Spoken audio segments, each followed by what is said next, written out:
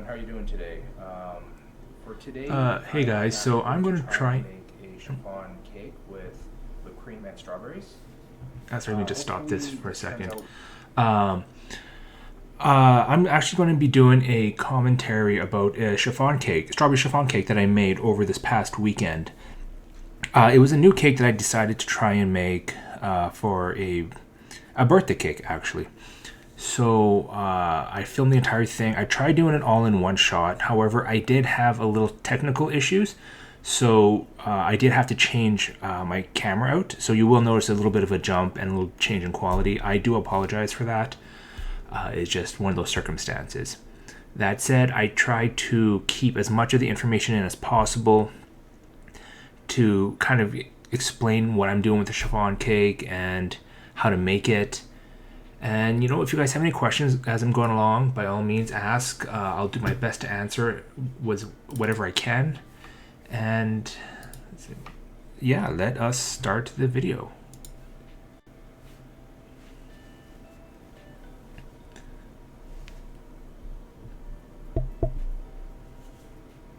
Hey everyone, how are you doing today? For today, I am actually going to try and make a chiffon cake with whipped cream and strawberries. Hopefully this turns out well. This is the first time I'm actually trying to make it, so I have no idea how this is going to work. A chiffon cake is similar to a sponge cake or a genoise cake, I believe it's pronounced. The only difference is that it has more oil than fats, so that makes it a much more lighter, airier cake as opposed to like a regular sponge cake, which is still moist and tender and stuff, but it's a little bit more denser. This cake obviously, because of the oil and I'm beating egg whites, it's going to be a lot fluffier, a lot lighter, and very moist. Now normally with a chiffon cake, you would use a bundt pan. It was going to be like a circular pan with that piece in the middle sticking up. The reason you want to do that is because you want equal heat distribution throughout so that cake rises. Having that middle piece there allows the interior of the cake to heat up equally as well as the outside does.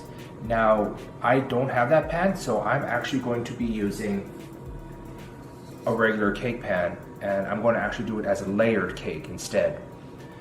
So hopefully this will work. One thing I should mention though, when you're making a chiffon cake, the main difference between that and doing a regular cake is on a regular cake, you would line the exterior of the pan with maybe parchment paper or butter or something like that, just so the cake doesn't stick to it.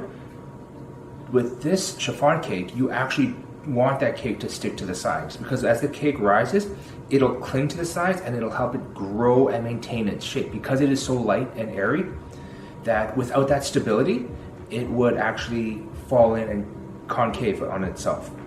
So if you're using like a cake pan like this, you want to actually just line the bottom with parchment paper, which is what I did here, or you can just put some butter and then lightly flour, again, just the bottom only. So if you were to do that one, you would butter it and then put flour, so it has a little bit of a coating there, so it helps the cake separate from the bottom.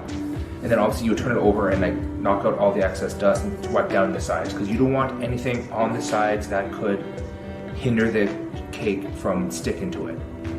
Now, I don't know how much cake batter this recipe is going to make, so just in case, I did also make another smaller little pan that I can put excess into. So who knows, we might end up with one cake, we might end up with two cakes today. So before I start, I'm just going to quickly give you a rundown of the ingredients that I will be using today. So let me just do this here. So first ingredient we have is 6 egg whites and 6 egg yolks. So 6 large eggs separated to the yolks and into the egg whites. The reason you want to do this is because you want to beat the egg whites with a little bit of sugar so that it becomes light and fluffy and airy, and then you fold that in later on, and I will show you how that goes. Then we have, what is this? This is 2 1/4 cups of cake flour over here, or about 9 cups if you do like the half cup measures, or however you want to measure it. Then we have sugar here separated. So this recipe calls for 1.5 cups of granulated sugar. divided. So this here is 1 cup of sugar that I'm going to be using for the actual cake itself. And then I have half a cup of sugar here, which I'll be using in conjunction with the egg whites to help turn it into like a fluffy peaks. Then we also have here 1 tablespoon of baking powder, which is going to help also get the cake to rise as it cooks. And then here, I haven't poured it yet, but this I will be using half a cup of vegetable oil, and that's where the oil comes into play here, as opposed to say using a regular cake mix or like just doing a regular cake. Usually maybe use like 1/3 of a cup of oil, or use less oil and more fats in that. It's like butter or something. And then of course we also have vanilla extract. Vanilla extract here, we're going to use about 1 tablespoon of vanilla extract. And then here we also have salt. So we need to use about half a teaspoon of salt for that. So salt right here. So that's it. Let me get started. I have a mixing bowl that I'm going to be using. Just adjust this camera back up. And as you can see in the corner here, I do have my stand mixer that I'll be using to beat the egg whites. Just adjust this camera a bit better. All right, so first thing I'm going to start off with is they say to, sorry, just get my recipe going here. Preheat the oven. So I'm actually going to leave that for a couple of minutes because my oven heats up pretty quickly, so that's fine. And in the meantime, I can get everything else done. And okay, so I mentioned to you about the cake pan with the parchment paper and all that stuff. So that's going to be ideal for this particular cake because I want to do it as a layered cake. Depending on how much it raises, I'll get either 1 to 2 layers out of it. And then I plan to do a layer of whipped cream in the middle, and then strawberries. And then top that off, and I'm going to do it all with a whipped cream exterior finish. And then maybe try and do some decorations on top. I'm not really great with cake decorations, but I did pick up some piping tips, so I'm going to give those a try as well. Okay, so first thing I'm going to do actually is get half a cup of vegetable oil going.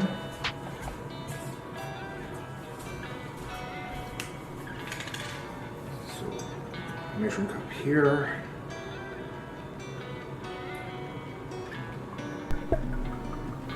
Hey Echo, yeah, this was a lot of prep work that I did just to make sure everything matches up. Good to go there. No, this is me. This is me on camera. Like I filmed myself in the bowl. I want to combine baking this cake. Vegetable oil. Yeah, sorry. I know I wanted to do like a no-face stream until I hit my follower goal, but you know, bacon, sometimes it happens. Yeah, so I'm going to need that in a couple minutes. Hold on, yeah, it's a new cooking tutorial. This is the cake that I made for Sunny's birthday that I've been talking about on stream for on her place or her channel for a while. Clean that up with the whisk. Yeah, the mise en place. Like I like to have everything separated out, so it's a lot easier, it's a lot cleaner. Then you also need water. So for water, you will need to use about 3/4 of a cup of water. So I'm going to use that same bowl container that I used for my vegetable oil. I'm just going to fill this up with some water.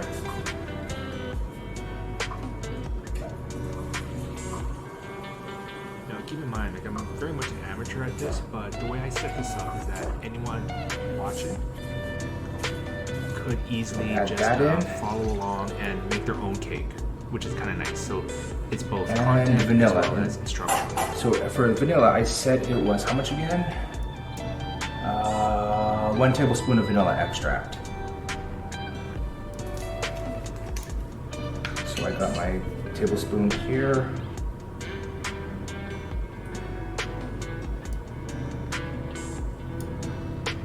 Okay, so 1 tablespoon of vanilla extract. Yeah, sorry, I was just trying to play with the volume because I didn't want to overpower the video, but I realized it was way too low.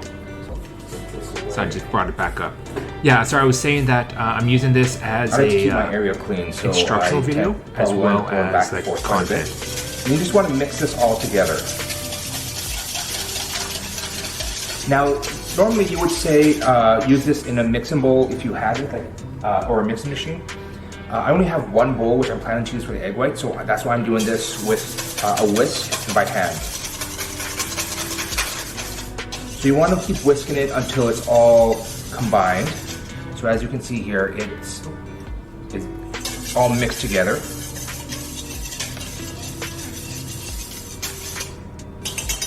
So that's there. And then here you want to actually add the dry ingredients. I don't know if you guys I did all my wet ingredients first, which was the water, the oil, egg yolks, and the vanilla. So that all incorporates. Now you want to add dry ingredients together, and you need to get a sift for that.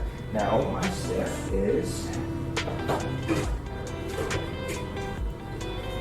That's a goof on my part. I didn't realize my so I'm going to actually sift apron was here. Kind of pulling my shirt up at the back there. Like that. I want to add the flour. Oh, is it lower? Okay, let me turn down sugar and baking powder and salt. Then. So, actually, you know what? Let me do it this way first. Shoot, I should have done that. Yeah, I made a lot of rookie mistakes here. So I'm actually going to just pour that. Definitely made the mistake of letting the sift get in contact with the liquid, because then that built up at the bottom, and you don't want that to happen. And then I should have probably put down that sift in I'm just going to pour it, add it to the bowl, like a container or something, because so it's you can just barely see it starting to drip, like some of the mixture. I didn't realize that.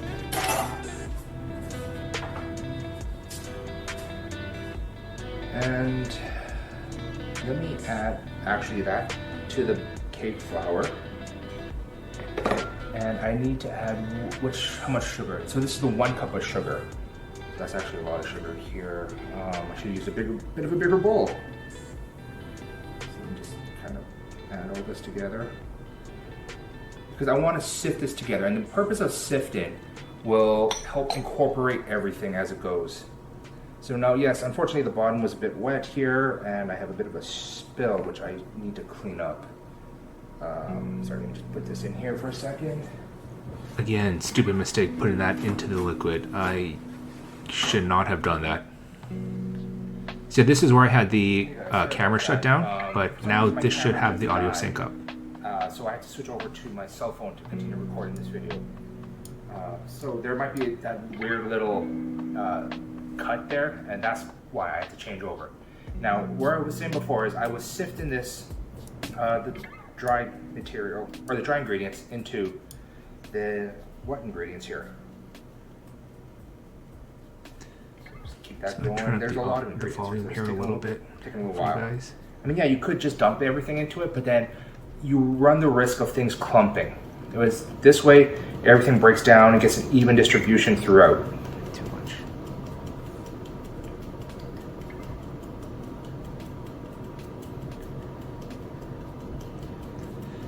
This is where I noticed my big mistake, and why I mentioned do not let the bottom of your sift come into contact with the liquid. Or not liquid, dry ingredients left here. Because as the dry goods, or the dry mixture comes into contact with that liquid, it creates clumps at the bottom of that sift. So it's actually getting harder. Originally I was planning to do this all in one long continuous cut, but I don't know what happened with that camera and why it just suddenly went out on me.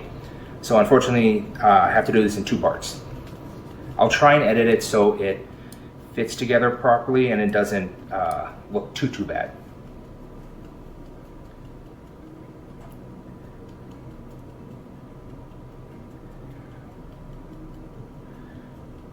This is a good arm workout here.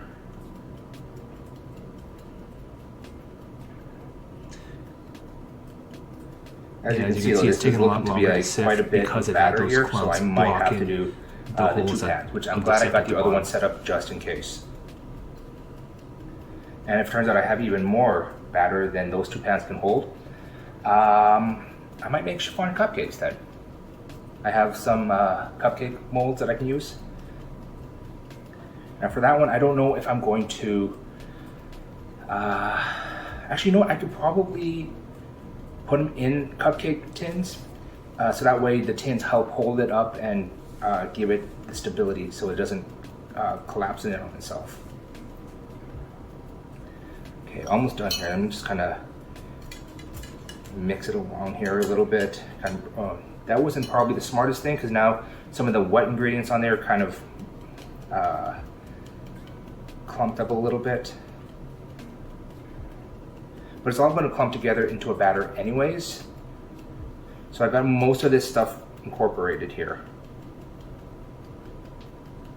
Okay, at this point I'm just going to dump the rest into it.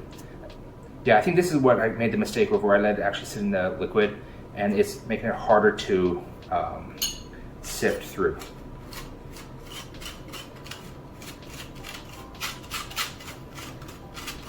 So let me just add all this into here.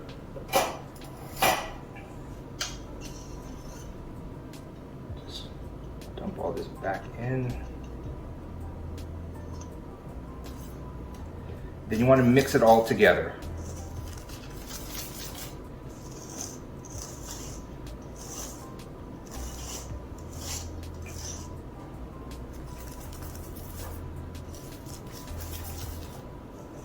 Remember to keep scraping along the sides, because that way any powder or any of the baking powder or the cake flour that's stuck on the sides gets incorporated as well.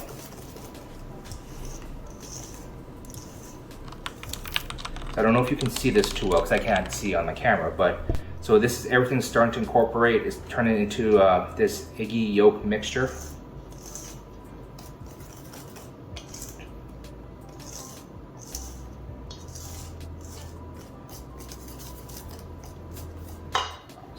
Clean up a little bit here, because I don't need all these.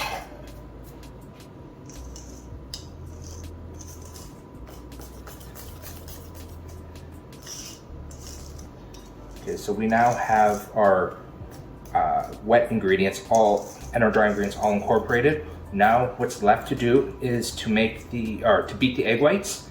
So then we can fold that in, and then we can get that nice fluffy texture for the cake.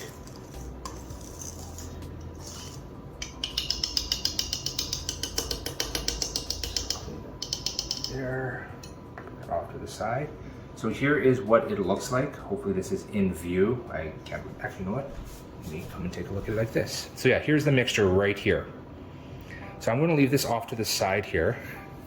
Now for the mixing, I'm going to just take my stainless steel mixing bowl and add the egg whites into it. Simple as that. Now with egg whites, for this particular thing, you do not want to get any of the egg yolk mixed in with the egg whites. Like if it's a drop or two, because when you're separating the eggs, that happens, that should be fine. Anything more than a drop is not good, just because with the egg whites, when you're beating it, the proteins need to break down, and then when you incorporate the sugar, that reacts with those proteins, and that's what creates this light, fluffy texture. Where if you have any of the egg whites, or not egg whites, the egg yolks mixed into that, it interferes with that process, so it can't turn into like a meringue sort of look to it. You'll see in a moment what I'm talking about. Okay, so what I'm going to do now is take this, put it in my mixer, lock that in.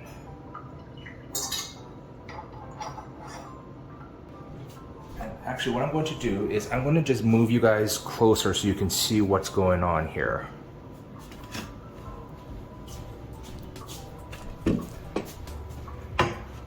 Let's see if I can maybe raise this up so you can get a better view. Here we go.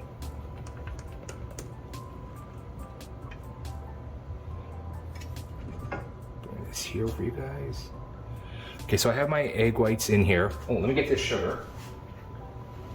So now when you're mixing this, they say you can add the sugar in increments, or you can just add the sugar all in one shot at the very beginning. I'm actually going to do it in increments to try and help get it. Actually, you know what? No, I'm going to pour the sugar in right now, so then that way it incorporates a lot earlier.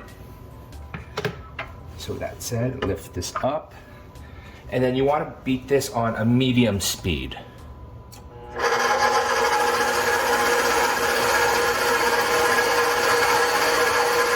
Now this should take about 4 to 5-ish minutes roughly. And what you want is soft peaks, or no, stiff peaks. So stiff peaks is when you lift up the beater and the tip of it just barely curls over the mixture. That way you know it's at stiff to soft peaks. Soft peaks, obviously, when you lift it up, you're not going to have any lift onto it, any height. Similar to like what you see with the McDonald's ice cream cones, how they have that little curl over the top. You kind of want that look to it.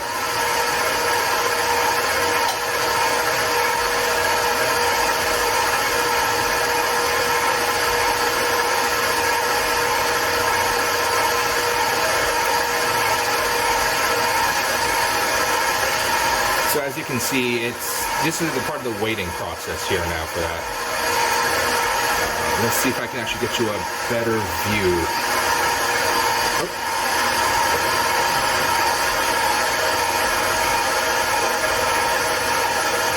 Maybe zoom in a little bit here.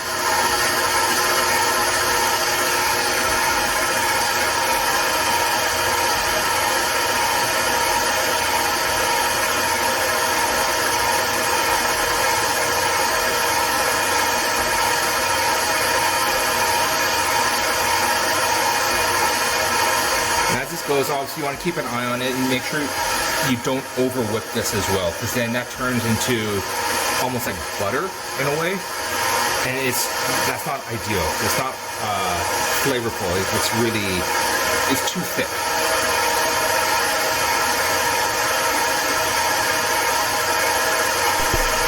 I should mention these are egg whites, so they actually won't turn into butter if you over whip them. They might just, I don't know what will happen to them. So I made that mistake there, saying that they would turn into butter.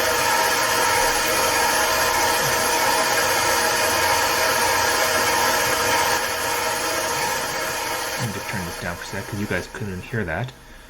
Sorry, what I just said is that these are actually egg whites, so they won't turn into butter actually if you over whip them.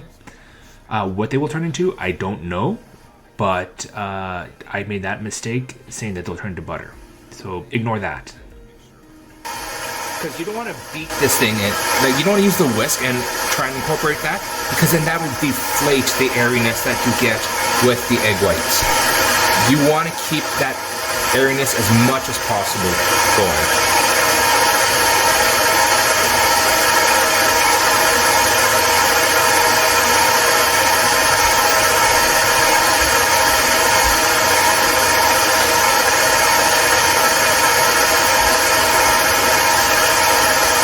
So while this is beating, I'm just going to grab a quick drink. You guys just keep on watching this.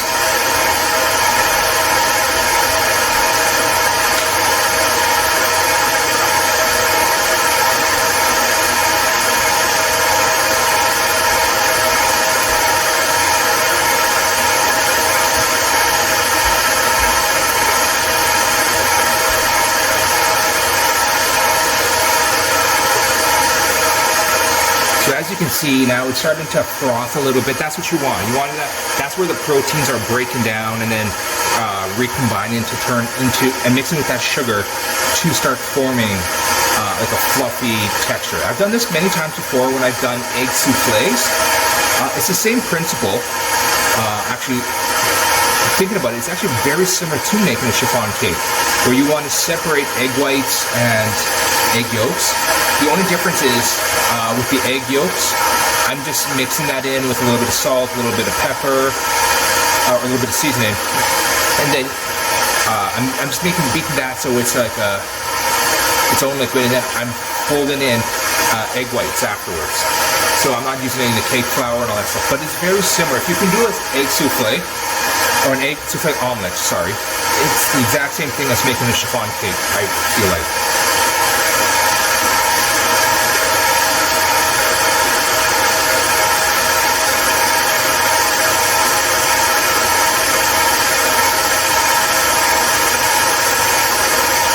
Ideally, if I wanted to do this all properly, I would have had the egg whites beating whilst I was sifting the flour and everything together so that everything is ready to go.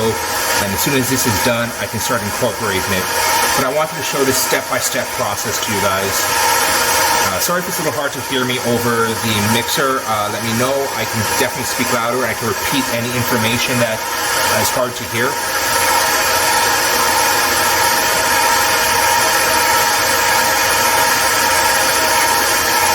So this has been going for a couple minutes now. I'm going to actually increase the speed to try and get it going faster.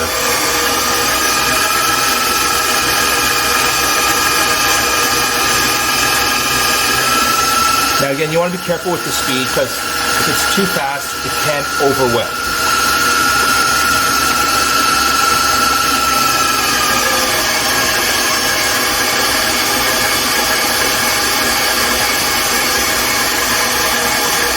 So now you can see it's starting to froth up quite a bit more. It's starting to get a little bit more foamier. It's starting to build. And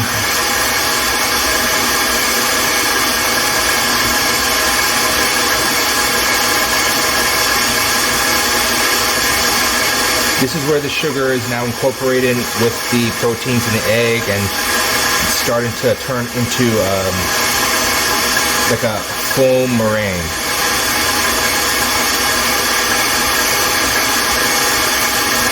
Now, unlike, say, doing this with whipping cream where it's going to build up quite a bit, because there is no, like the egg whites won't do that as much. So let me just take a stop here and see where it's at. Let me just drop this down. So it is still quite runny. It's not where I want it just yet, so I'm going to put it back in for a bit more to continue to beat these whites, these egg whites.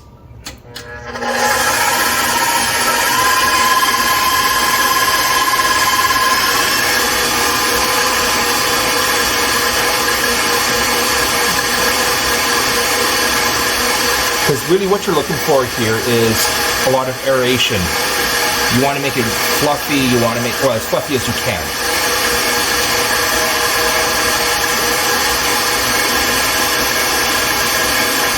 As you can see, it is starting to foam up quite a bit now, so that's good.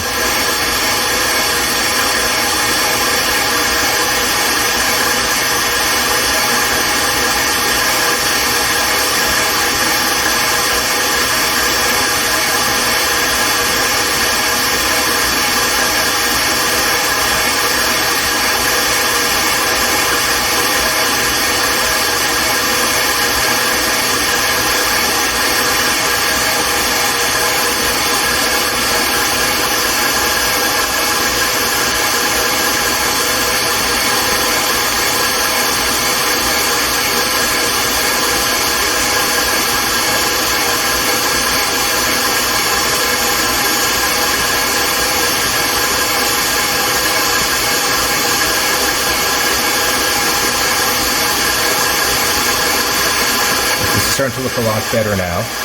Then just stop. And if you stop and start just to check on it, that's not a problem too. So, as you can see, it's a lot foamier now, and that's what you want. You want that aeration going. Maybe another 30 seconds should be fine. 30 seconds to a minute on a higher speed just to get that more height going. Get more foaminess going. Now this is a lot of like trial and error with this, so you got to figure out what works for you. I know I said it should be about 3 to 4 minutes. That's probably if I did it on a higher speed. Because I started off with a medium speed, it took a little bit longer, but I'm still getting the desired effect.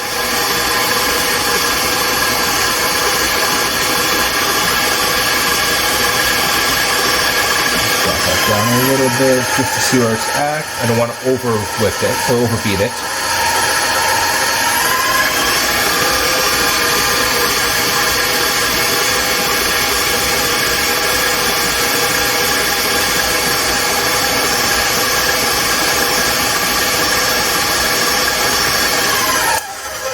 Okay, that looks pretty good now.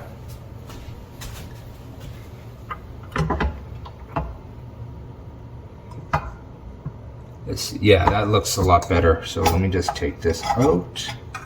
As you can see now, it's like turning into a foam right here.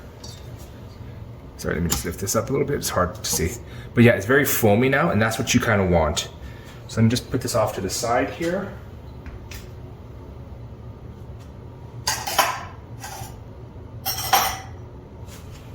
And I will move you guys back so you can see what's going on.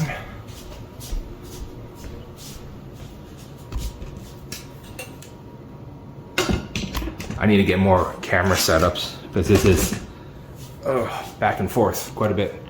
All right, zoom out a little bit here. And drop you down a bit so it's a bit better.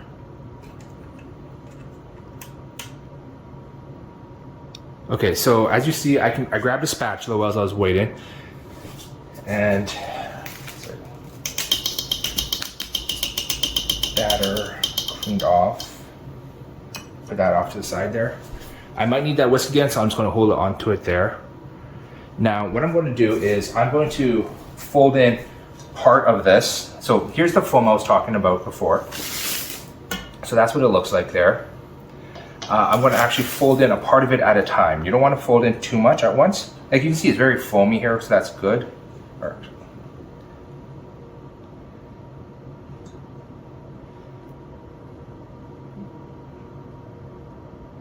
Put in a bit of it.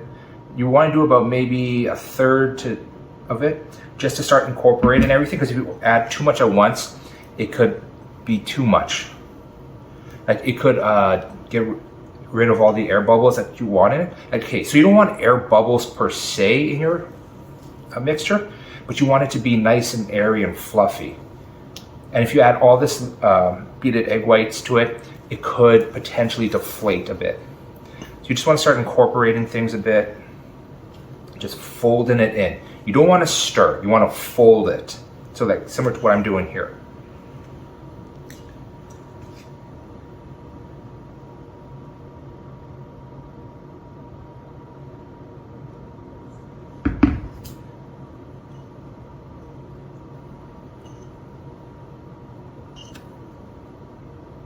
Now, another way you could do this is, instead of adding this to this, in a separate bowl, you would have a little bit of this, and then you would add a bit of the egg mixture to that bowl and fold it in that way so it incorporates. It's just so you can get things started. It's like a sourdough starter in that way, where you have like a little bit of pre-made stuff that you work off of, that you incorporate it. But as you can see now, I'm just folding this in, and you see it's getting a lot fluffier looking as opposed to what it looked like before. It's a lot more liquidy, a lot more fluffier, which is what you want. So I'm going to add in the rest of this. Just want to scrape down the bowl, get as much of that egg whites in here as possible.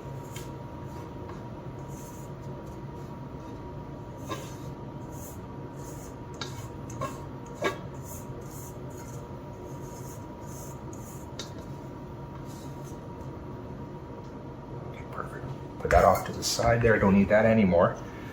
So then yes, I'm going to continue folding everything in very gently, very carefully, because you don't want bubbles to form as well. You don't want air bubbles in your mix, otherwise that will affect the baking as well. So I just keep moving everything in until it all incorporates.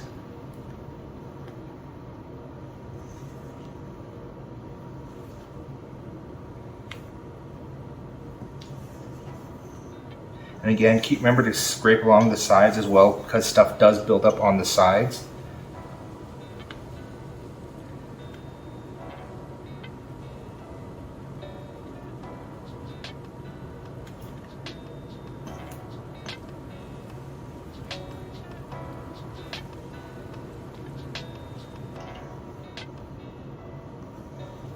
As you can see, as I'm doing this, there are little air bubbles forming, and then they're popping, so that's good. That's what you want.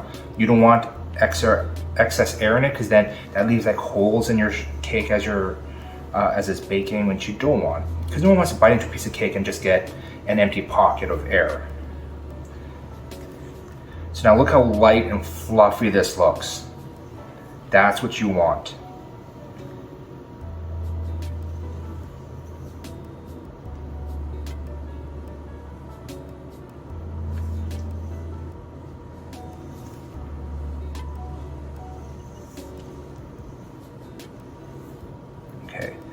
So I think this looks good. I'm not 100% sure. Again, like I said, I've never done a chiffon cake. This is very much my first time trying this, so it's a bit of a learning curve. I'm learning with you, you know? Yeah, all these air bubbles show me that it is retaining its light airiness, so that's good. And you can see all the egg whites have been incorporated.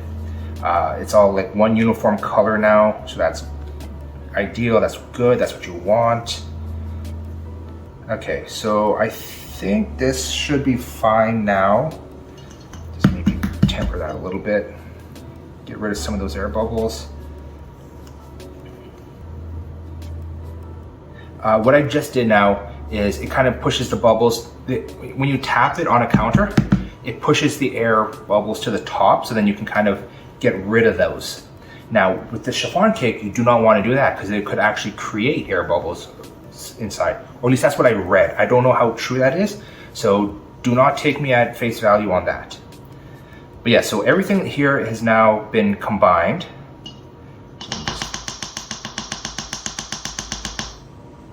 Get that off there. Put that off to the side here. So let's see how this looks so far on camera. Yes, everything's looking pretty good here. Don't mind the mess in my sink. Now, while I'm pouring this, I'm actually going to get the oven ready now, so then it heats up by the time I get everything sorted out. Now with this temperature, or with this, you want it set to 325. So make sure my oven is empty. Actually, get rid of this. Need that. And here you want to actually lower. You want to lower the rack to the bottom third of the oven, because you want to have that space for the height of your cake to rise. Okay, so it's set to 325 Fahrenheit, so that's going to warm up. And as that's warming up, I'm going to start pouring my mixture.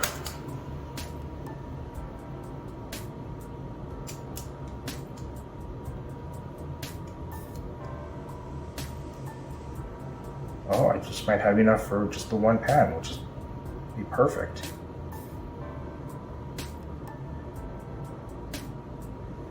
Okay, so I'm going to use my spatula and scrape down the sides of the bowl.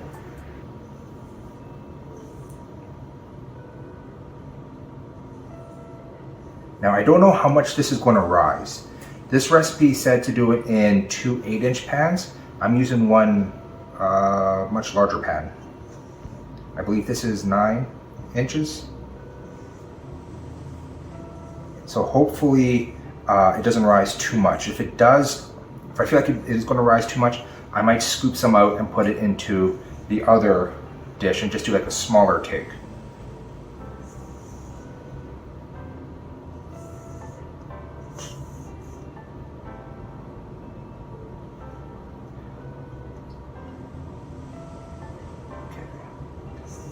So I got everything out and put that off there. So that is my cake mix in the pan. Now it does look like a lot, to be honest, and if it's going to rise, I don't know how much it will rise. So I'm just going to clean this up a little bit here. I worry that as it rises, this height is not going to be enough. What do you say? Should I just put some of it into this smaller one and make a smaller mini chiffon cake? You know what? I think that's what I'm going to do. I don't know how if this is going to rise or not. If anything, it's going to be a little bit of extra stuff that I can eat later on. So to do that, I'm just going to grab a cup here and just pour some out. I just want to lower this quite a bit. So this is going to be a very small chiffon cake here.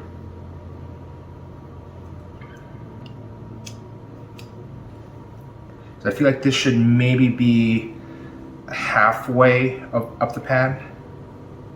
Now you want to be very careful when you're doing this too, because you don't want to add extra air into extra air bubbles into this. There we go.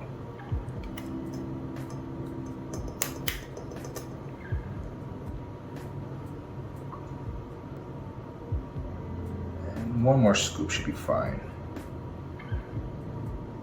Yeah, that should be a lot better because then it has more space to rise as needed. Again, this is the first time I'm doing this, so I'm kind of playing everything by ear as I go. Hopefully this turns out nicely. And hey, if both cakes turn out nicely, I could do a tiered cake instead of a layered cake. That could be kind of cool as well. Just take a little bit extra, because this is about up to here. Actually, no, I'll leave this in. I'll leave that in. So I'm going to grab my spatula and just clean out this here.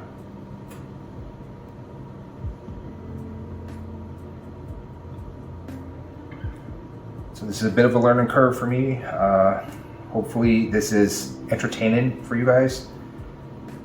Watching me kind of screw up and make mistakes, but you know what? That's all part of life. You know, we make mistakes, we learn as we go. Once I get this figured out here, once I know how much it rises, and anytime I do a chiffon cake in the future, I'll know. And knowledge is power, right? Or knowledge is half the battle, whatever G.I. Joe said back in the day. Okay, cool, so that's all done. Now I'm just waiting for my oven to finish heating up.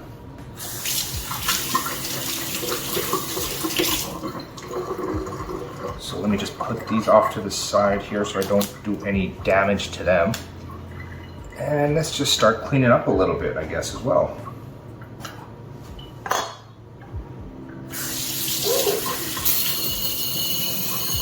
And that's what's nice about this. Like, so this is going to take about half an hour to cook.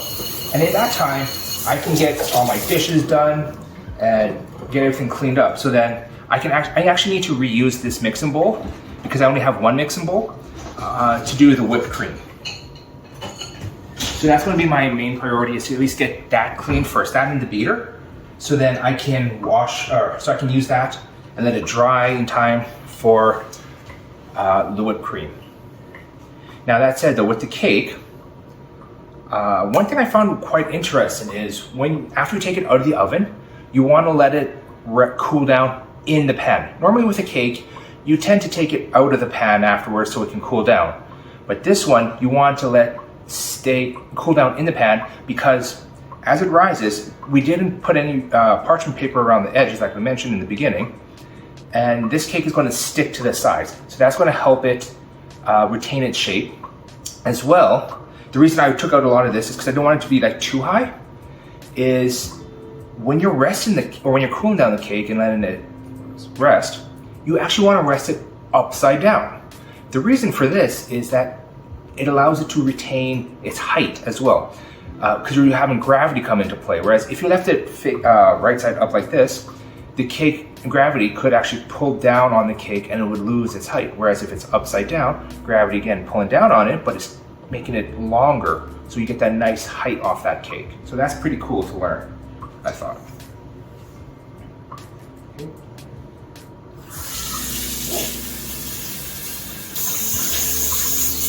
So now it's just a little bit of a waiting stream whilst I wait for my oven to heat up, and as well as a dishwashing stream.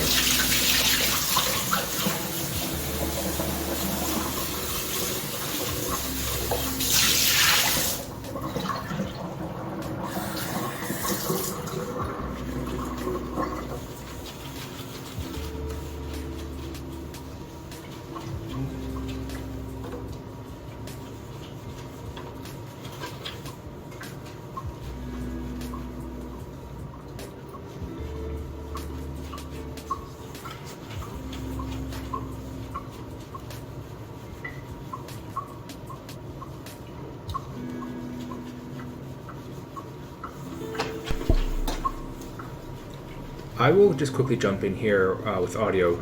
Yeah, this is the one part of baking that I'm not a big fan of. There were a lot of parts where all the cleanup there's a lot of waiting involved. Because there's so many different things that you need to do for baking. Different measurement cups, different bowls. It's just so much more dishes to have to actually clean. Whereas with cooking, like a steak or chicken or something, I can do everything almost in one pan. I get my frying pan, I just deglaze that, add everything into it. I can almost do like a one pan meal. but you can't do that with baking, unfortunately. I mean, yes, I probably could have simplified a lot of this and just put everything into one container, like all my dry goods into one bowl at the very beginning. But I wanted to show you guys all the different ingredients that are used. So that way it's more beneficial for you guys to see step by step what's going on.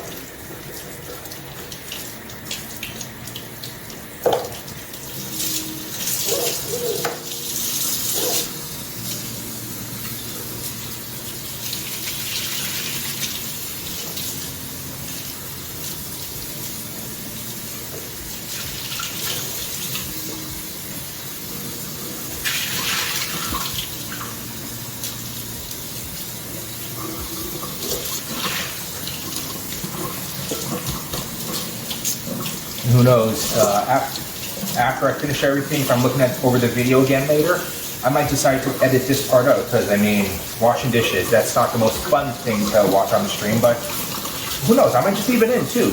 I did say I wanted to do everything in one continuous shot so you could see. Obviously I couldn't because my camera went on. I have to look into that. Maybe get a better camera. But we'll see how things go. I mean, worst case scenario, we can just chat here. So this is a cooking commentary stream. So most likely at this point in time, I am just chatting with you guys, answering questions, just kicking back and taking it easy and just getting to know you guys better.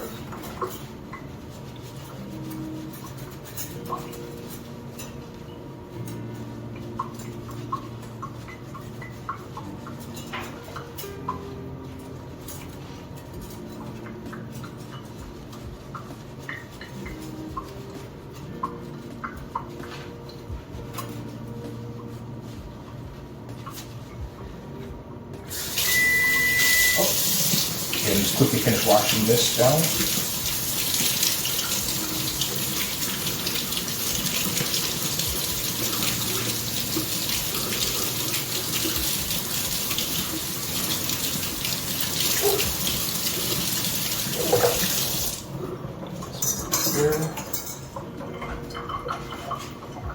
Okay, so as you heard that beep just now, my oven is ready. So let's make sure you guys can actually see my oven on camera.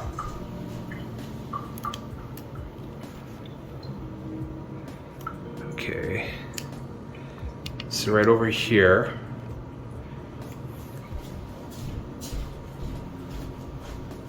get this going.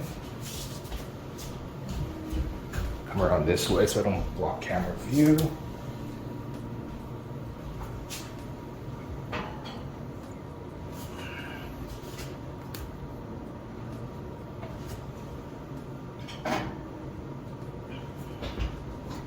And I'm setting a timer for 30 minutes. The recipe I was using said to do it for 30 minutes, so hopefully that will work. Because we did that smaller cake, I don't know if it's going to cook a lot faster, so I will check it at about the 15-minute mark. If anything, I might have to pull out the smaller cake first. But like I said, for the time being, I'm going to leave that going, and I'm going to just continue doing my dishes here. So actually, I will move this here so we can chat whilst I'm doing dishes. So I can talk to you guys and everything, whilst keeping an eye on that stove.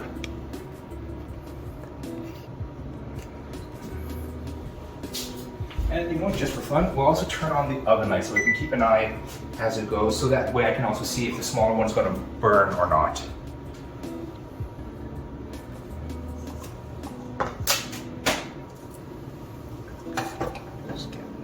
All set up here.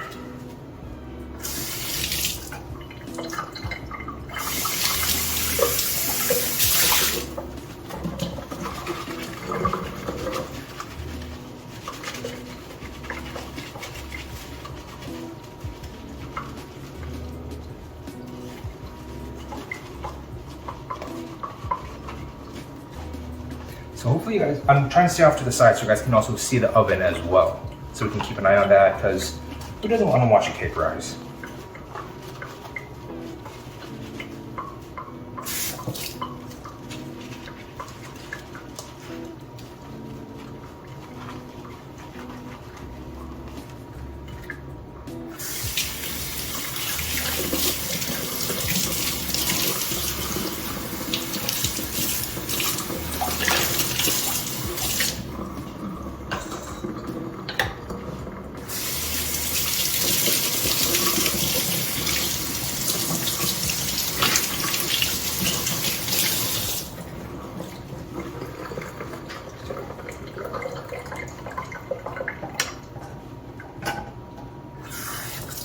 Yeah, so this is what I was saying before, how there's so many dishes to wash now for this.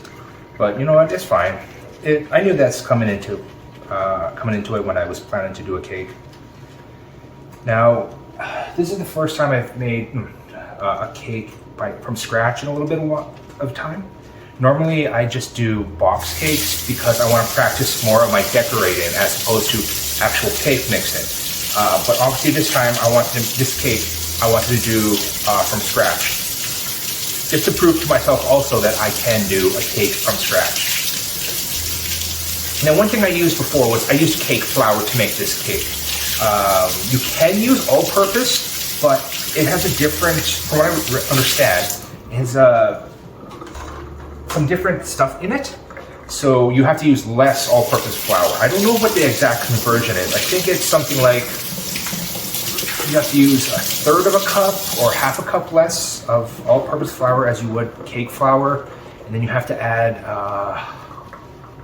cornstarch, I think it said. I have to look it up, but if you don't have cake flour, you can substitute. You just have to find what the ratio is for the substitution. I cannot tell you off the top of my head because I managed to get a hold of some cake flour.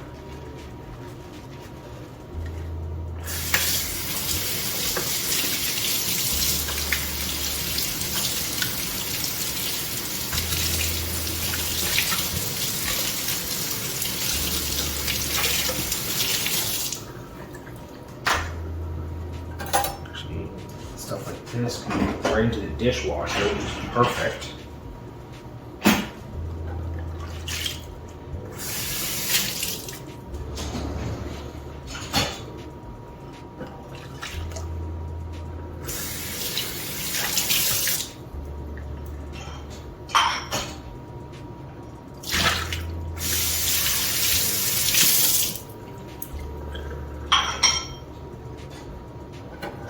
Anything else that can go in the dishwasher? Nope.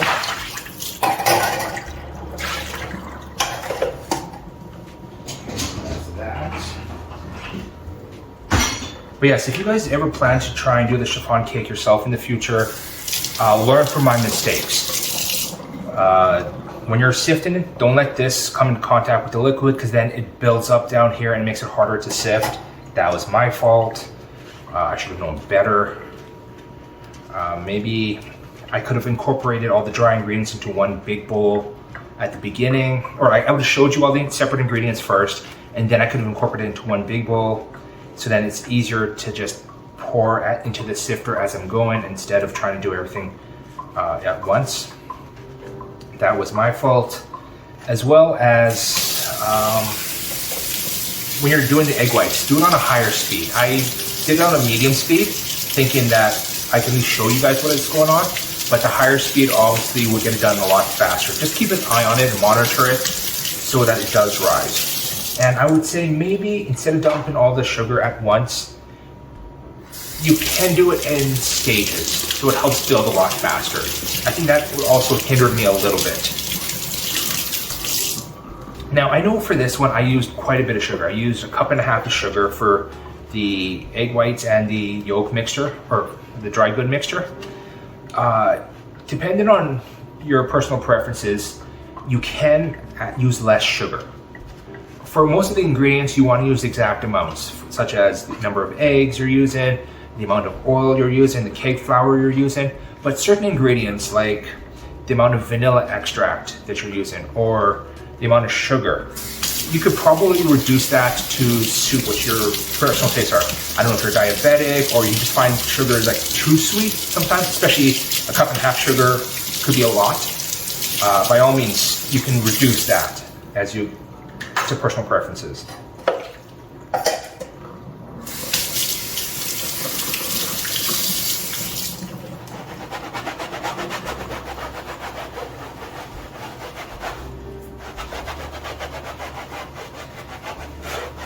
And if you can get a nice quality strainer, it's always good to have, or a sifter, because you know it makes things a lot easier to incorporate. As you saw when I was sifting the powder, the cake flour, the baking powder, the sugar, and the salt, it came out into like a fine dust, which is so nice, especially if you're decorating a cake afterwards or decorating any desserts. You can do powdered sugar and just like sift it lightly on top to give it that snow falling effect. Oh, it looks so beautiful. Unfortunately, I don't have any powdered sugar. Otherwise, I would put that on the cake. But then with how much sugar that's already in this cake, I don't think I want to add any more sugar if I don't need to.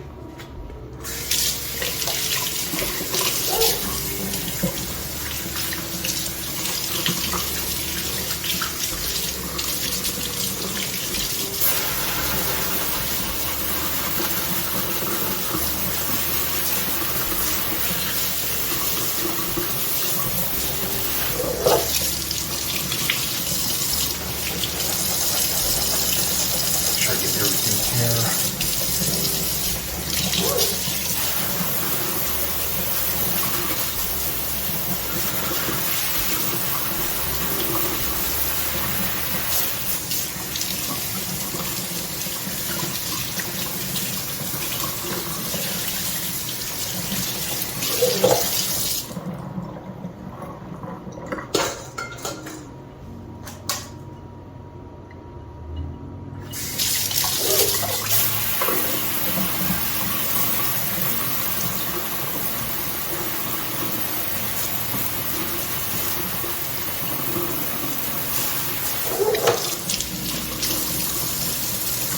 So once I have you guys here, I'm thinking for future cooking streams, I'm going to do actually some dishes I've kind of been working, or I've had rolling around in the back of my mind.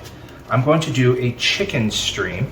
So I'm going to do a chicken thigh with, I'm thinking, spinach and potentially a carrot puree. I probably will try and do that maybe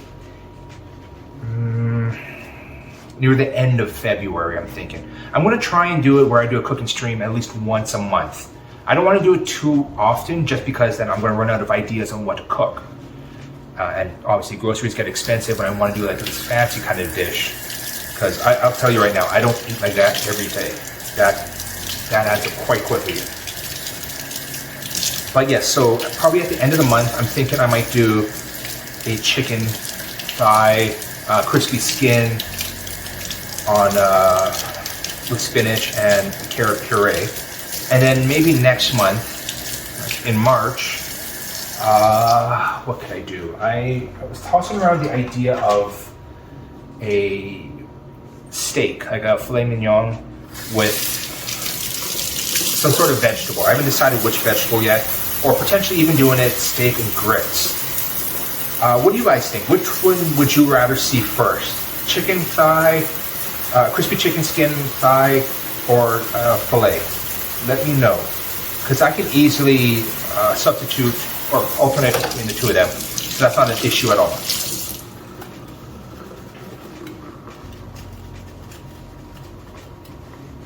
Okay, so we're at 19:25 left. Take a peek on the cake in a couple minutes.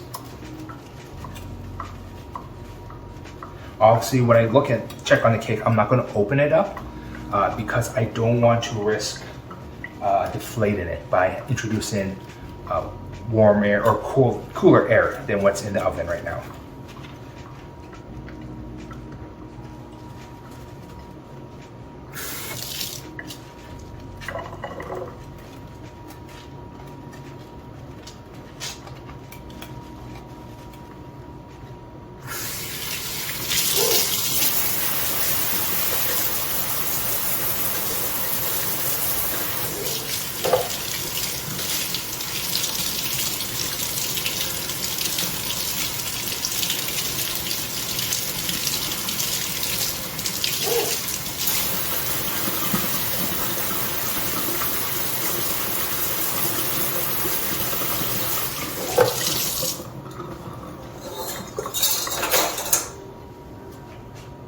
Actually, before I start this dish, let's take a quick look at that cake here. I am going to detach you from the tripod so you can come take a look at it with me. 1 second. All right, so here's the cake so far. As you can see, the bigger one is starting to rise for sure. Even the small one, you can see it's rising up quite a bit here. So I think it was a good idea to take out some of that liquid. Maybe we'll see how the end result looks. Maybe if I should have left it in which case that's, my fault. But like I said, this is the very first time I'm doing this cake, so it's very much a learning process. Worst case scenario, I might not do it as a layered cake, and I'll just do it as a single cake with strawberries on top and whipped cream frosting.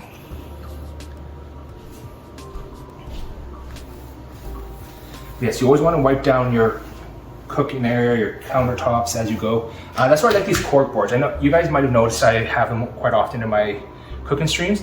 It's because it's easier to clean and also protects my kitchen counters as well. Especially when I'm using things like eggs and stuff. There's always the risk of salmonella, bacteria, whatever growing. And this way it keeps my counters clean. If anything spills or anything like stains, they'll stain the cork board first as opposed to staining my kitchen countertops, which is good because I want to keep my counters looking nice,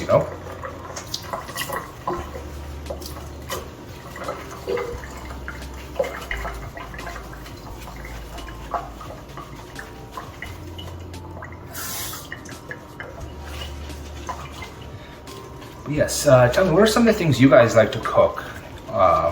Who knows, maybe I might try and cook one of them in the future. Because I'm thinking what I will also do potentially down the road, maybe like 6 months from now or something like that, I might do polls where you guys can choose what I'm cooking next within obviously a certain budget, because I can't afford like high-end stuff like lobster very often, maybe like once in a blue moon, but I wouldn't mind trying to do lobster tails one day for sure, like a surf and turf kind of dish. That could be fun. But yeah, well, let me know what you guys think, or what I might even do is hold like a raffle and then the winner gets to suggest the dish.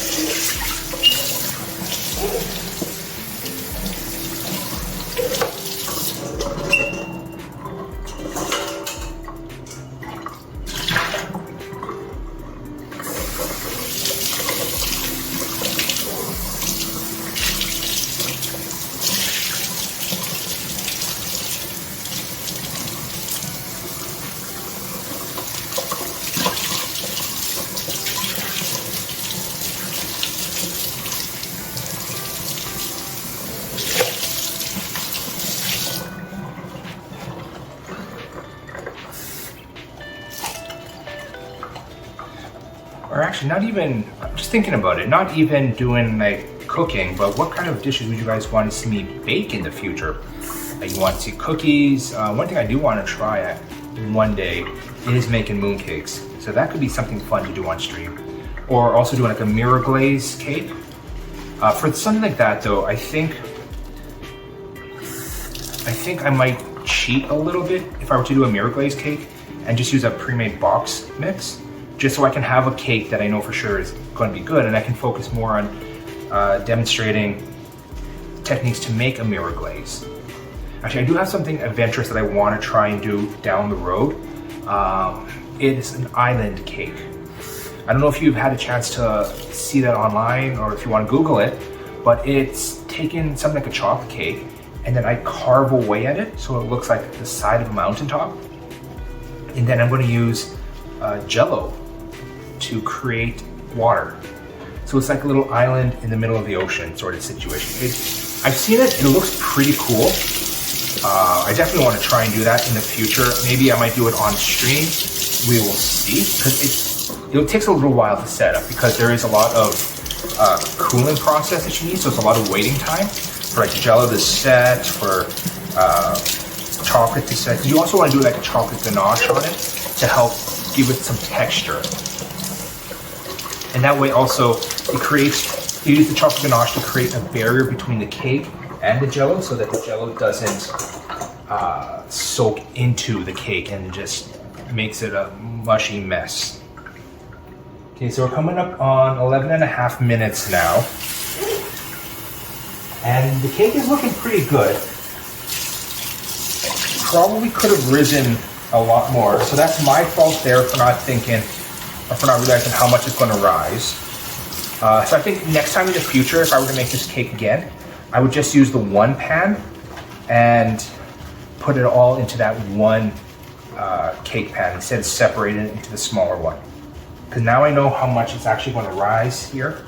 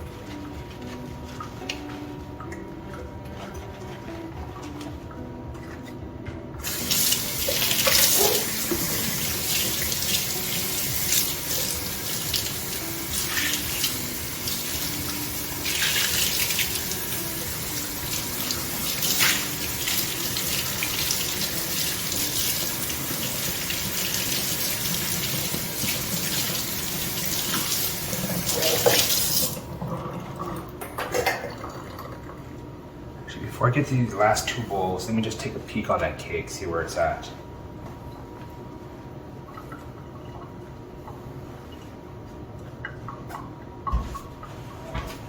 So, nice and got there. Oh yeah, that's looking pretty nice actually. Wow. I'm actually really impressed with this cake.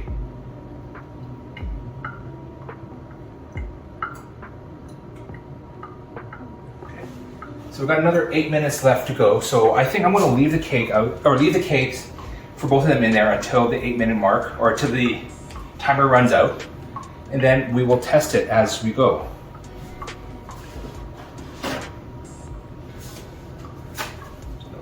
batter spilled on my workstation. Again, you want to always keep your place clean because you never know, you don't want bacteria growing. And again, that's why I love these cork boards. It keeps everything clean.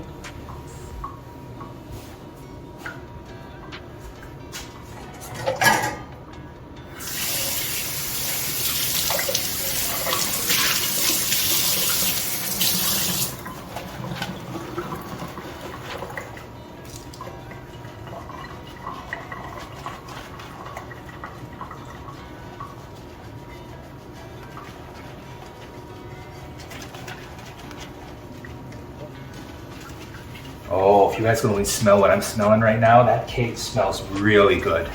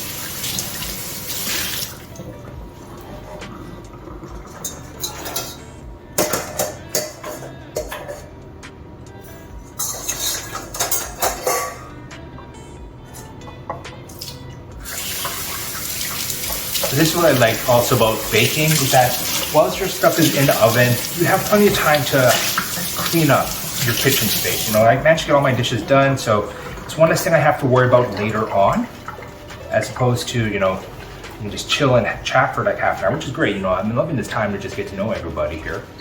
But also, it gives me a chance to get other stuff done as well in the same process.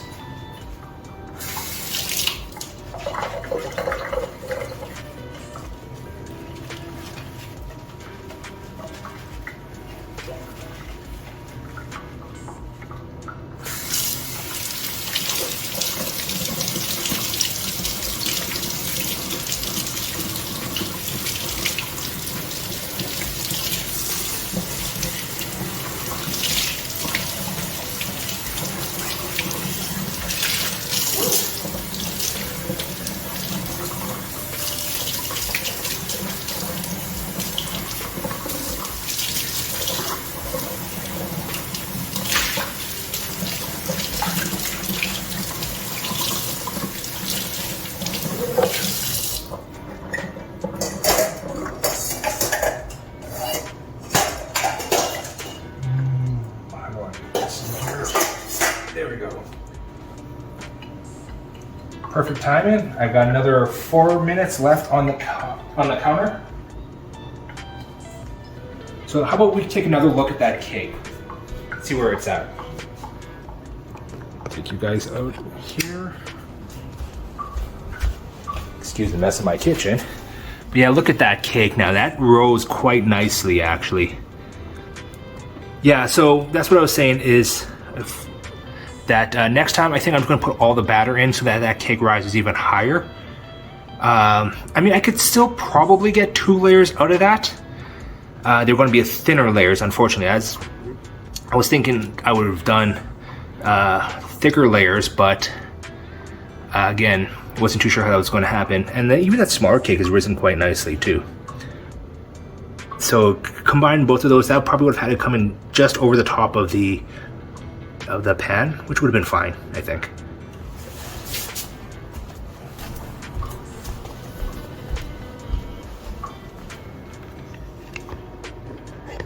Get you back into the cradle here. Whoops. All right. Alright, so we got another 3 minutes left on this, so I'm going to actually move you guys over here.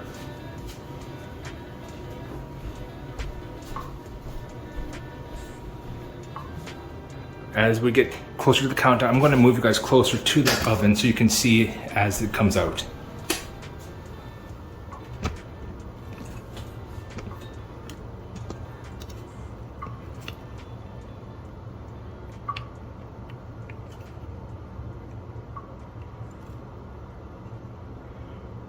You know what?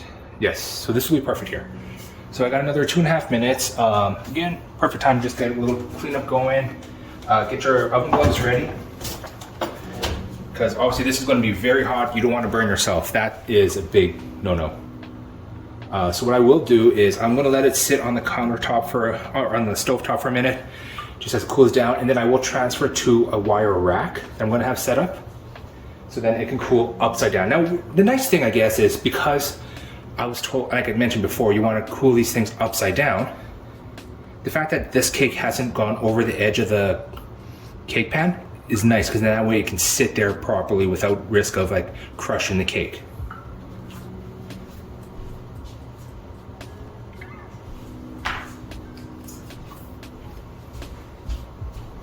So one thing I'm going to do here is get some parchment paper.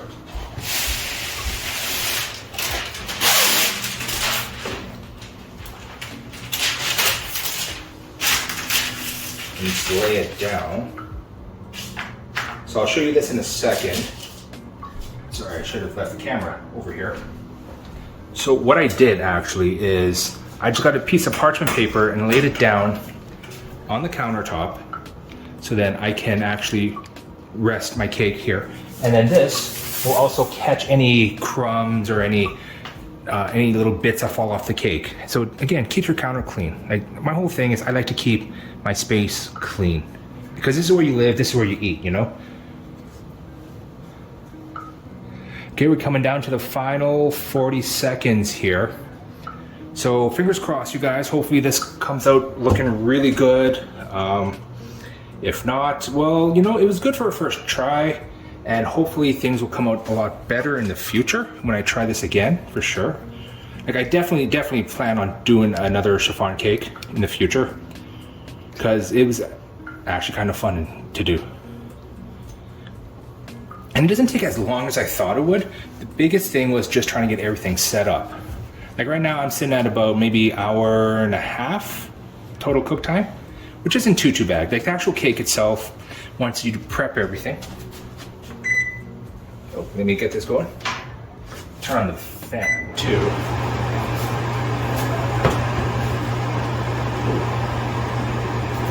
Alrighty. Oh no, that cake is still liquidy. But this small one can come out. But this bigger one needs more time. That bigger one needs a lot more time. So let's put another 20 minutes on that clock there. But yes, this is the small cake right here. At least you can kind of see this. So that looks pretty good and pretty tasty, I'm not gonna lie. So because of that pan was a lot bigger, I guess it's taking a lot longer than 30 minutes to cook. So I will actually move you guys back here to see this.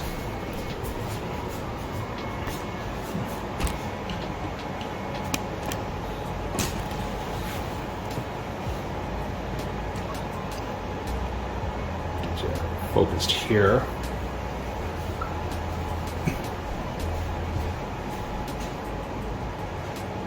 See this cake. Now what they say is the best way to check it is you don't want to poke it with a skewer like you would a regular cake to see if it comes out clean. You want to lightly press it, and if it springs back, then you know it's good. Now this one, because it's a smaller cake, I probably could have taken it out a little bit sooner, because it is a little bit, like, it does spring back, but it's a touch too much. Like, it's a little tough still. Not tough, but maybe slightly overcooked at the top, because it is a smaller cake. But that said, keeping with what I'm supposed to do, I'm leaving it in the pan, and then I'm just going to turn it upside down, so then gravity will help pull it, keep the cake long, as opposed to potentially shrinking up. Let me turn this fan off. So yeah, we're going to leave this for the time being, and then I'm going to leave that other cake in the oven for another 20 minutes. You know what I'm going to do is I'm going to actually end this. Yeah, I'm going to leave the cake in the oven for another 20 minutes, and we'll see how that turns out there. And hopefully it works out. So I'm going to actually end this video here, and then 20 minutes later I'll restart it so then we can see what's going on. All right. Hey guys, okay, so we're back. We're in the last couple seconds here, and then, all right, so let's check this out now, see where that cake is at. Hopefully this one is a lot better than it was before, which was still liquidy. Oh yeah, that looks a whole lot better. Look at that. As you can see, no shaking, so you know it's cooked through. Let me just carefully test it. Oh yeah, see how that just bounces back? That's nice. Okay, so that's beautiful right there. Let's turn off my oven. I'm going to move you guys back over here now with the other cake.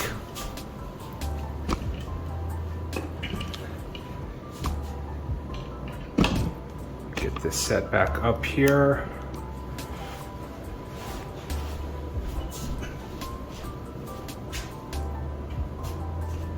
So again, as you can see, like this looks beautiful. Like, I don't know if you can hear it. It's still kind of warm and cooking inside. So obviously, yes, I'm going to do the same thing as before. I'm going to let it cool down, but I'm also going to invert it. Now, hopefully it did actually cook all the way through, and when I turn it over, the insides don't come spilling out. But that's why I have that parchment paper underneath, just in case. So fingers crossed, guys. Oh, perfect. Nothing so far, no issues, no. So now I'm going to let that sit until it cools down. So that'll probably be another, half an hour to an hour probably, because it's got the residual heat from this pan here that's still kind of like keeping the outside warm and everything. So what I will do is let this cool down until it becomes manageable, and then after that I will potentially cut it. We'll see how thick it is first. Like if it's a thick cake that I could get 2 decent sized layers out of it, then for sure I'll do that. If it's going to be like very thin layers, I may leave it as just one cake as is and just top it with strawberries as opposed to layering strawberries in the middle. We'll see. Or like I said before, I might even do a tiered cake. So that could actually be kind of cool too. I've never done a tiered cake in my life. We'll see how that turns out. But for the time being, I'm just gonna let this cool, and then hopefully we can make some magic happen.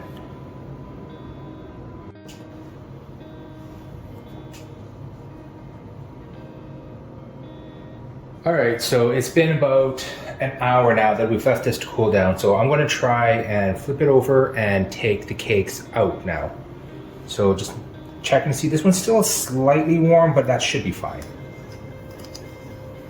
Okay, so we have the smaller cake here, and we have bigger cake here. Okay, so you did see it did sink a little bit in the middle. That's not ideal, but it should still be fine.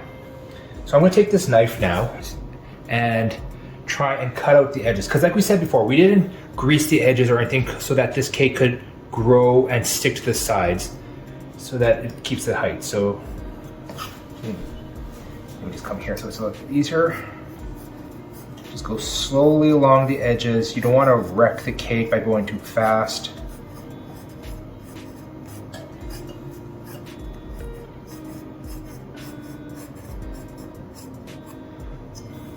So it does look like it baked quite a bit. Like you can see the difference in color.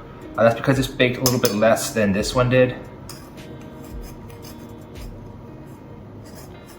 So hopefully this works.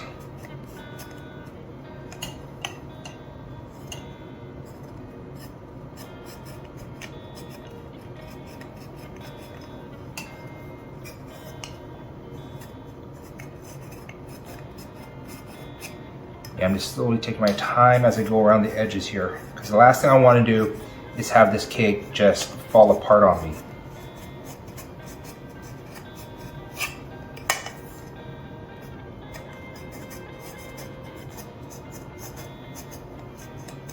Okay, there we go. That's one edge down. You know what, so we keep this clean. Let me get a little plate to turn this onto.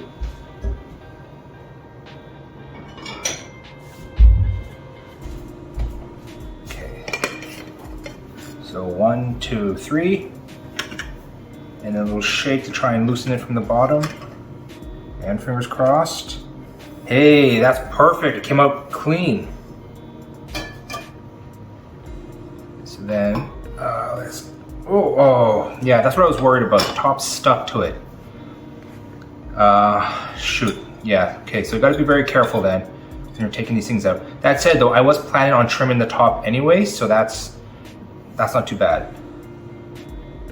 But you know what, let's give this a quick taste here. Oh wow, that's really good. Yeah, you can definitely taste the vanilla on that. Let me wash my hands again. So now let's try and get this bigger cake out.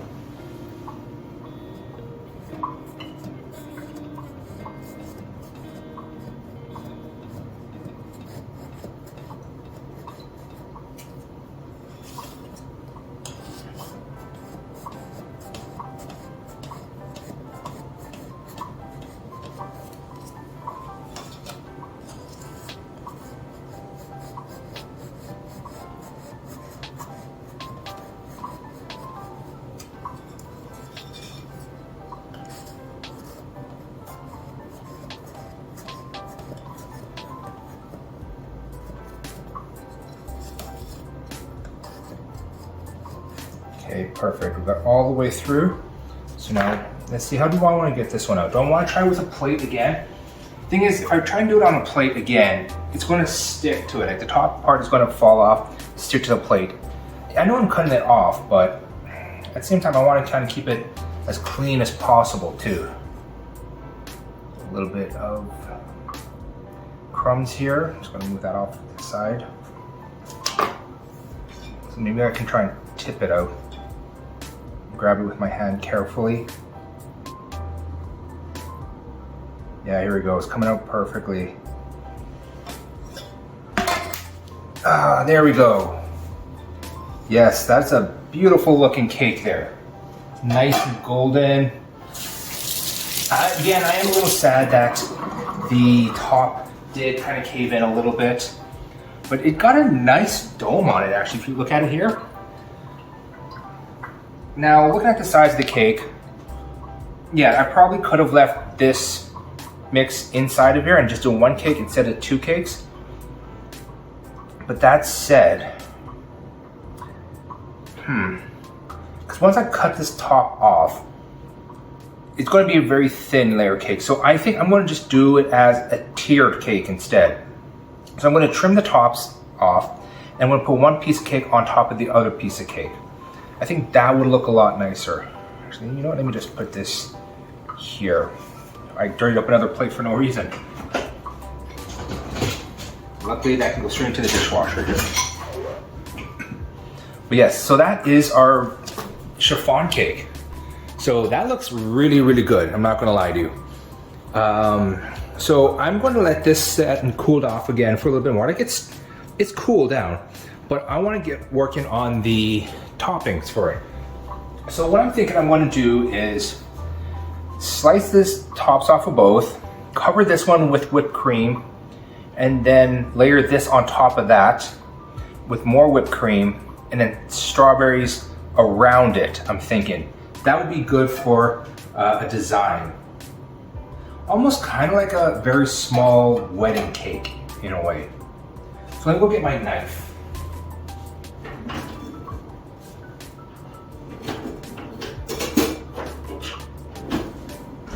So I got this nice big stainless steel knife here that I'm going to use to try and slice it across. Now my only concern is I want this to be level, right? So if I'm using this knife, there's a good chance it's going to dip and curve. So I actually have something that would be better for this. Let me go grab that out of my...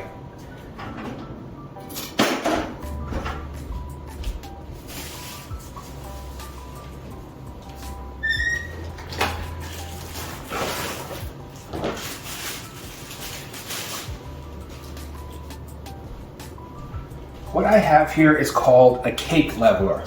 So that's what this is going to be right here. It doesn't look like it right now, but it'll actually open up and then I can adjust this height so that it'll be like a straight cut across the cake. So this is my first time actually using it, so let's give it a shot. So how does this open here?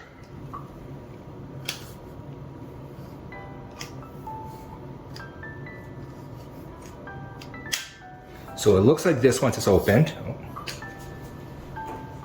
So that's actually kind of nice. You know, it's a pretty big blade actually if you look at it. So that'll give me a nice even cut across as I adjust these numbers here. So how do I adjust this now?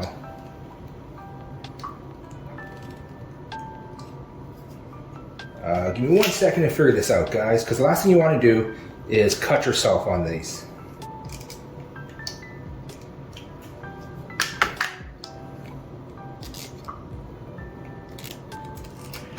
There are instructions. Let me just check that out here on how to open it.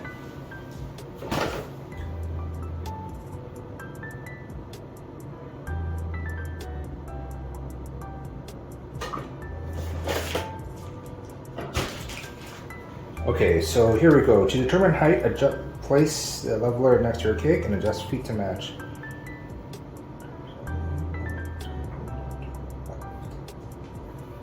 Okay, so they say when you're doing this to keep this protective cover on just so you don't cut yourself most likely. So let's just follow the instructions there. Turn this the window to the left and that unlocks it and I can pull it down. So turn this to the left, that unlocks it.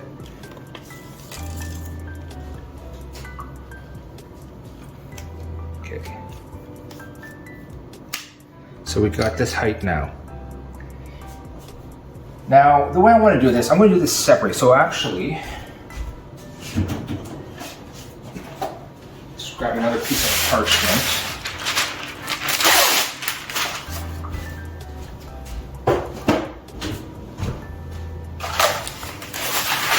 Just going to place this here, and I'm going to move this smaller cake first off the cake, or off the rack. So then I can actually just take this and go straight across here because it's high enough that I can potentially use it on the rack as well. Or actually no, it's too high on the rack. So I'm going to take it off this rack. Let me move this rack over to the side.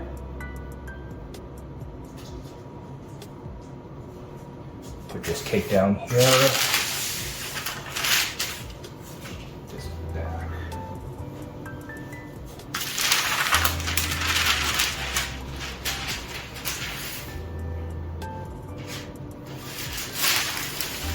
So I'm just throwing that other cake off camera so it's not in the way. And I don't need this knife anymore. So let's figure out how to use this together. So let's find out the height that we want. Let's start at 4 first. Be very careful, you don't want to cut yourselves on this. So 4 will actually be, So let's go 4 here and lock this in.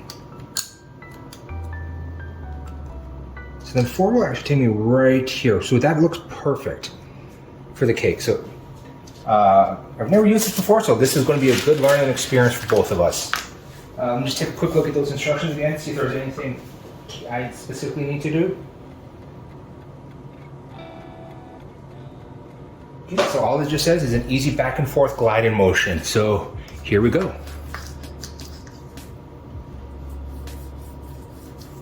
I'll just hold on to the cake.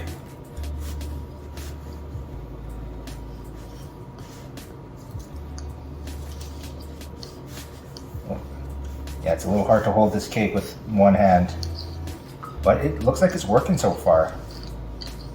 I might have to do it in a lumberjack style or just one direction style here. So it goes one way. But yeah, it's really cutting through this cake easily.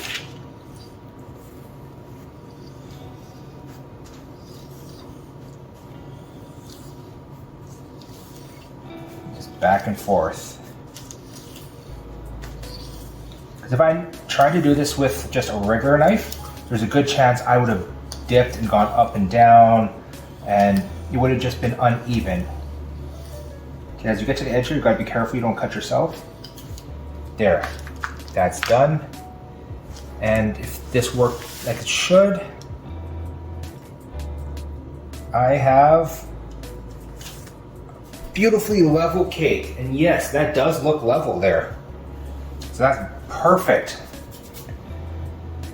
So I'm going to move this now off to the rack again.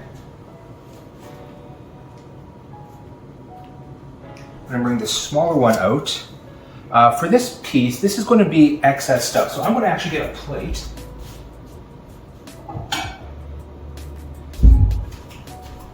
And just dump this on it for me to eat later on, I guess. It's a little snack, a little dessert.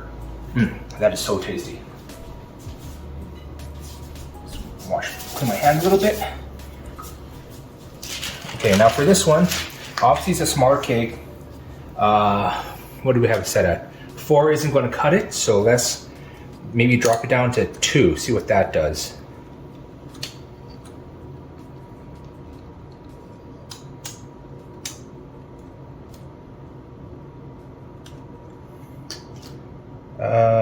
Two just barely goes through the top of it.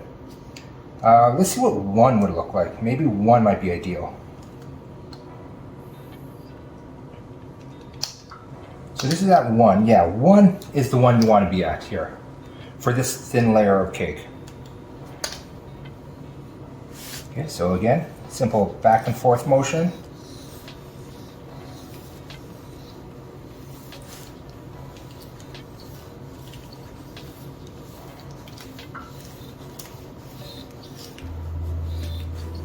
Actually, I feel like even 1's a little touch too high, but it'll still get it to a nice smooth top.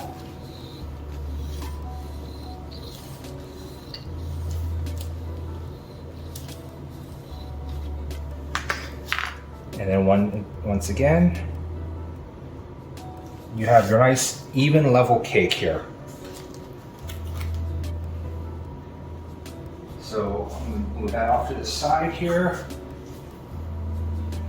Bring this plate back to put this piece on for a little dessert for me later on.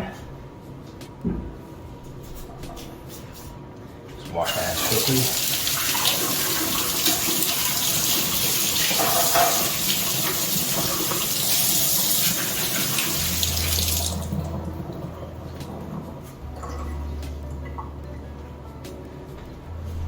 Okay, and then obviously we want to be safe with this, so I'm going to close this up so I don't cut myself. I will wash this later.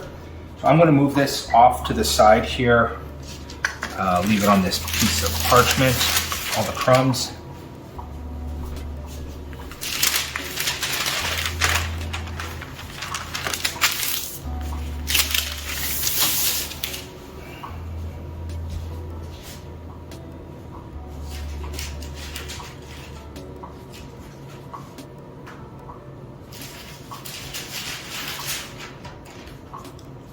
So once again, we have our finished cakes.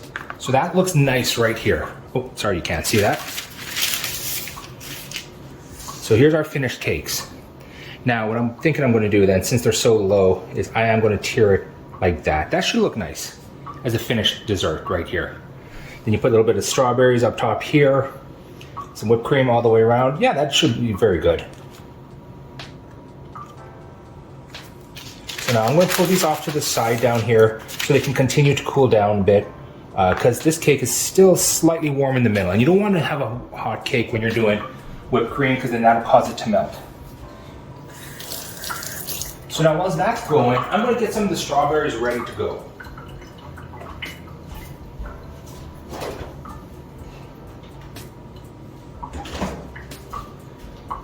So I have here a pack of 1 pound of strawberries. They are huge, they're gigantic, and they look perfect. So I'm thinking 1, 2, 3, 4 strawberries only needed. So let me get a bowl here. I just want to wash these strawberries. Let's find the nicest ones. Oh yeah, these look beautiful. Yeah, wow. Oh, this one for sure. Oh, this is a beauty right here. Look at this. 4 beautiful red gigantic strawberries.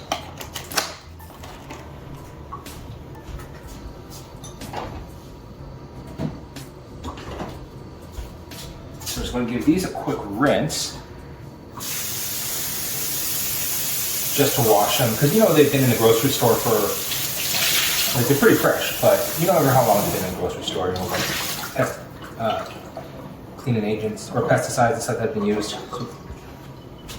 get that, well, not pesticides, but you know, when they're growing and everything, who knows what's been used there. So now,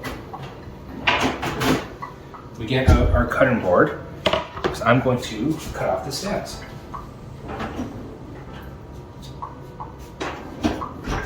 Cutting board and your paring knife.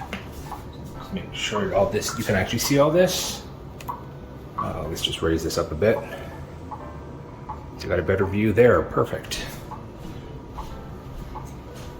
All right, so let me get a paper towel so I can wipe these down. Get rid of all that water, excess water on it.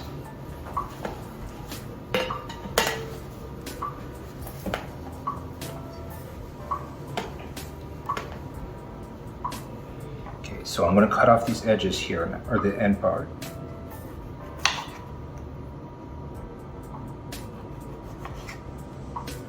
So that's 1, 2,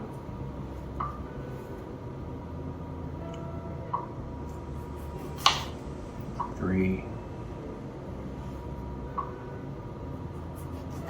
and 4. I'm going to put these back in here so they keep, and they can also dry down a little bit because they still have a lot of moisture on them. This can get put away.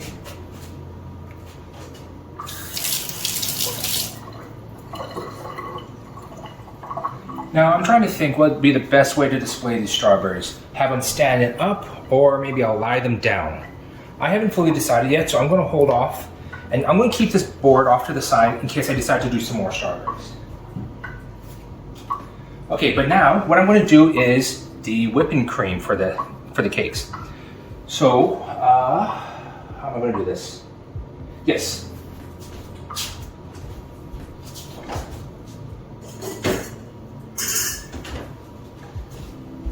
So the mixing bowl that we had before, that I washed, I wiped that down and I put it in the fridge because you want your bowl and your whisk to be nice and cold, because that's ideal when you're doing whipping cream. Because the colder it is, the better it is to firm up.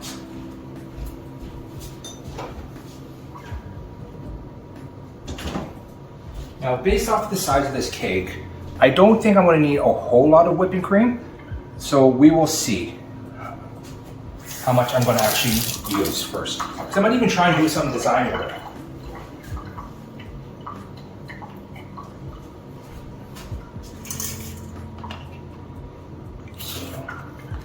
First things first, let's open this up, take the whisk out. So I have roughly, let me get my measuring cup. For the amount of cake that I have there, let's do about 1 to 2 cups of heavy cream. So that's 1. And 2 cups of heavy cream. If I need more, I can always mix some more later. So that said, that goes off to the side there. This gets put away.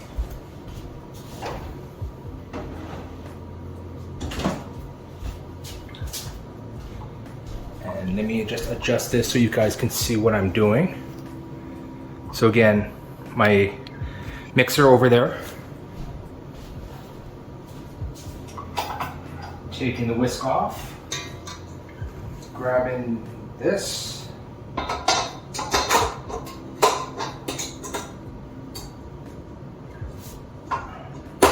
snap that into place, and get started. Now, before I start this, I'm going to get some sugar.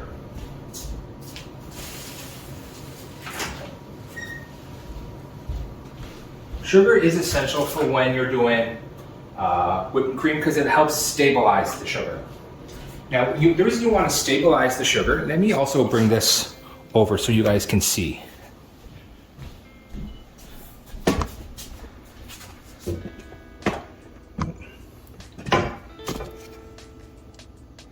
Now, like I was saying before, the reason why you want to stabilize the whipping cream with sugar or powdered sugar or even pudding is because that helps it form nicer peaks.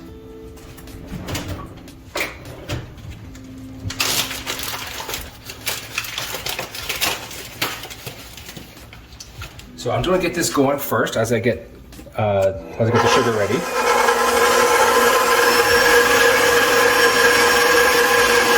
You want to get it going at about a medium speed first. And then with the sugar, you want to add it in increments. So roughly per cup of whipping cream, you want to add about, I think it's 3 teaspoons or 3 tablespoons. I can't remember off the top of my head. Just because I tend to use a little bit less sugar since I used a lot of sugar in the cake itself.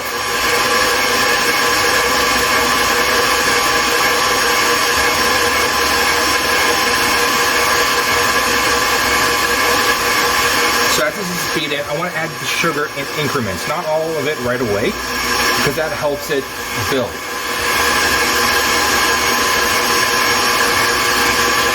So as this is going, I'm going to let that kind of firm up a little bit, turn into a whipped cream. Then I'll add some more sugar as it goes.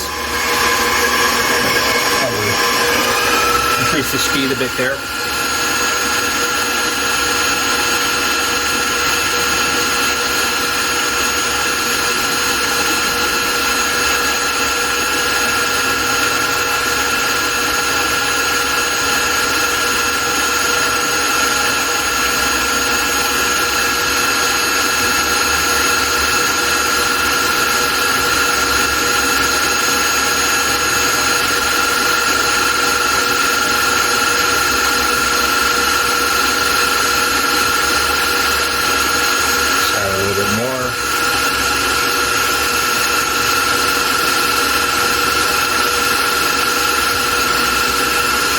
As you can see now, it's starting to thicken up a bit, turning into like a whipped cream as opposed to just the heavy cream. It'll take a couple minutes to do so.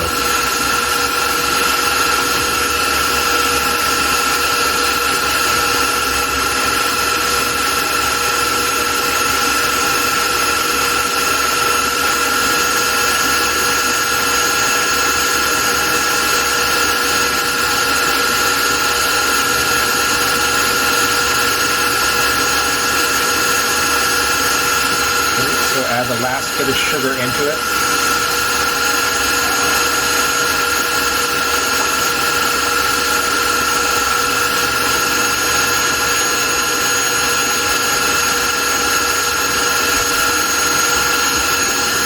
Okay, so I'm going to slow this down a little bit now, because as you can see, let me just stop it here. So as you can see, it's starting to firm up a little bit more. I don't want to take the bowl out to tilt it, but it is, let me see if I can tilt this actually. So it is starting to firm up a bit more. Get some light so you can see better. But that's the consistency that you guys want to get when you're doing whipped cream. So raise that back up and get it going again. And you want to do this to stiff peaks.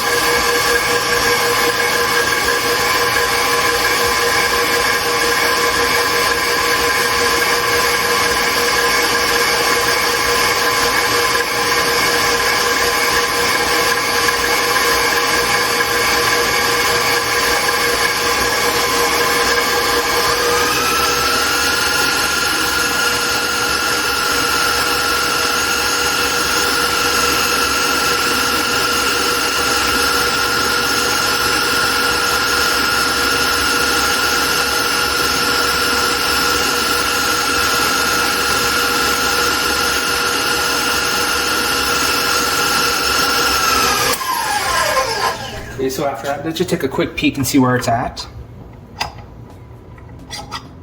Okay, so if you were to pick it up, see how it's still kind of liquidy? This is more of the soft peaks form that you don't want. You want that in some recipes, but not in this particular one. This one we want stiff peaks. So I know I'm on the right track. Now with whipping cream, you don't want to overbeat it because then it will turn into butter. So you want to keep an eye on it constantly. Just use your best judgment, best guess, and just keep checking it every couple minutes.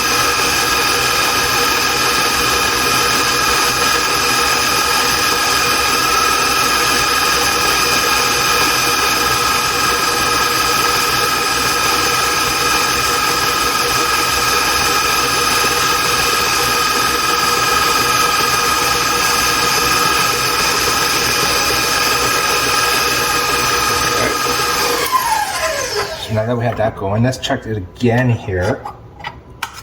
Now you see how it's a lot firmer here?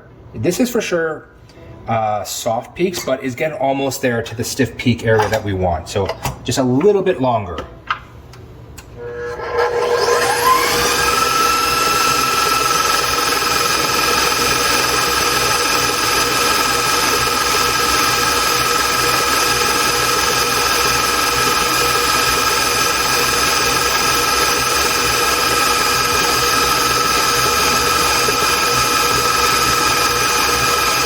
Okay, this is starting to look a lot better. So when you pick it up, see how it retains that shape? It doesn't fall over. This is the stiff peaks that you want to have. So let's unplug that. And it's a lot faster than doing it with egg whites for sure.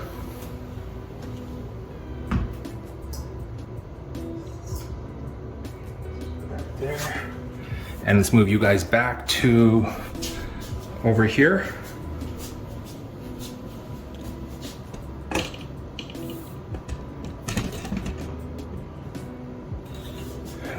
Drop this down a bit so you better view. Okay.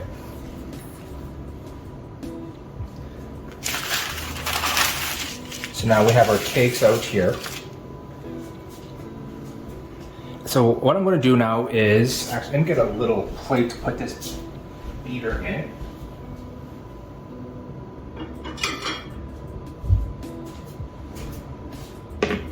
As well as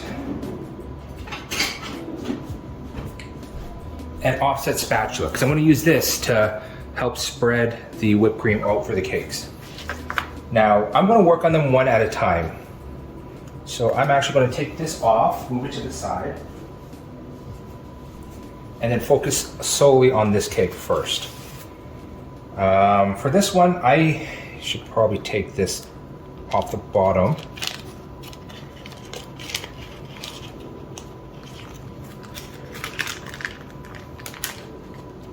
There we go. So this is just that parchment that I had before that helped me release it from the bottom of the cake pan.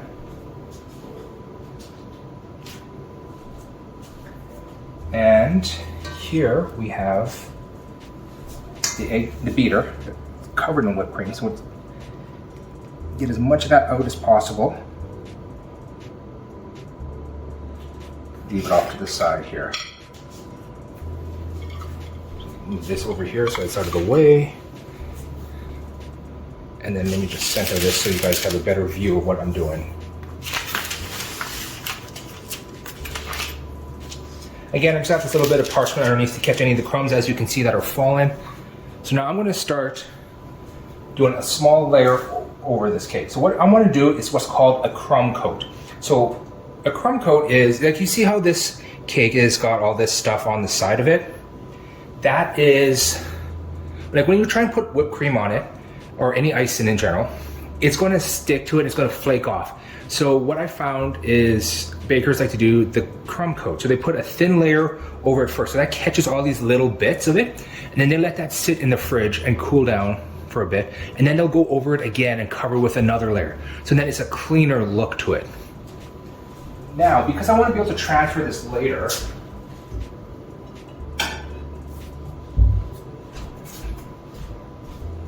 I am actually going to try doing this all on a plate.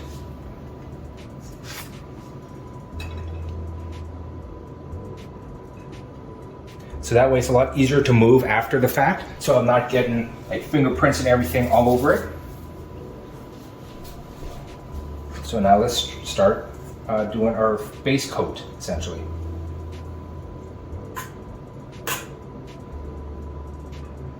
You just want to go back and forth, because you're not doing a thick coat on this. This is just a thin layer to catch all these little bits of cake and crumbs that fly out everywhere.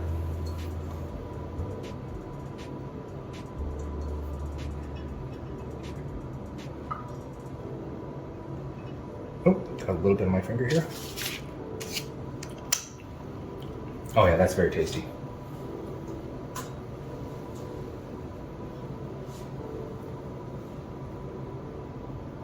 Now, normally I would use my cake turner for this, but I didn't get it set up in time, so I'm just going to try and freehand all of this.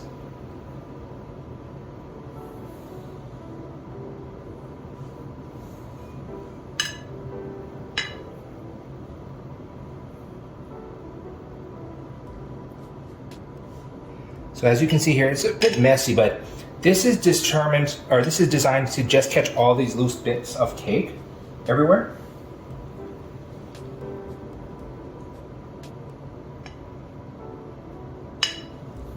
So that when you put on your final layer, it doesn't show up. So the best way to do this is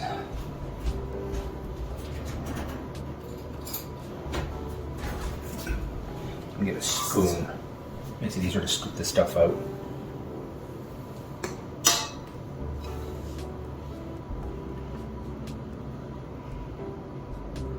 Now, I'm not really great at frosting cakes. It's still something that I'm learning.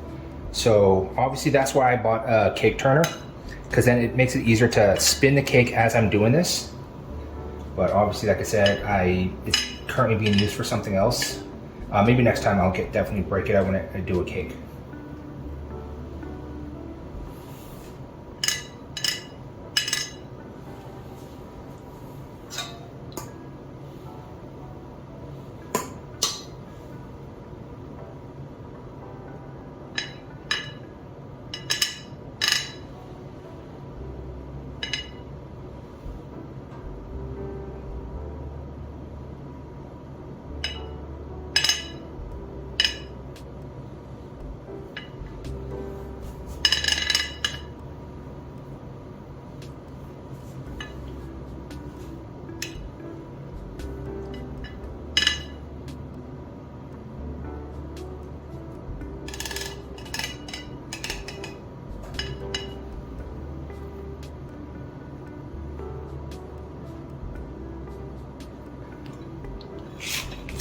Rotate this so I can see better over this side.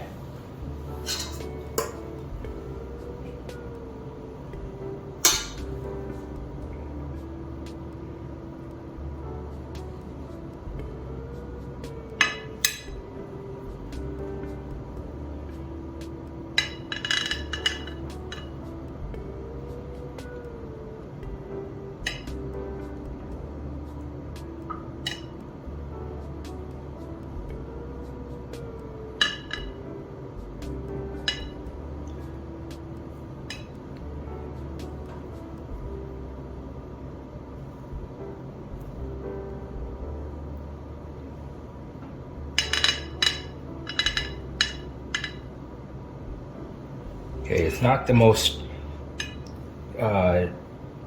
artistic looking crumb coat I've ever done, but I think this would work just fine. So it's enough to get a layer down, and then I'm going to put this in the fridge afterwards so that it sets. And then that way I can also get ready to do more work after the fact. So again, this is just to keep things looking clean. Obviously, after I finish, I'll transfer the cake to something nicer, to a nicer plate, or so it's not covered in whipped cream. But yeah, so that's like a crumb coat right there. And then a lot of the videos I see, whenever you're doing a cake, you want to bring it into the center to help level things out.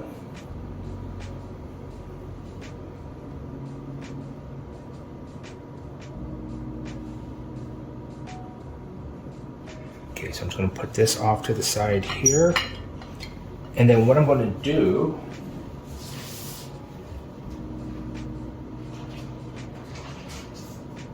I'm going to bring in this smaller one, and I'm going to crumb coat this one now. So I'm going to put that on top here, centered in the cake, roughly, yeah, that's roughly centered. And then I'm also going to do the same thing. I'm going to add some whipping cream and do a base coat.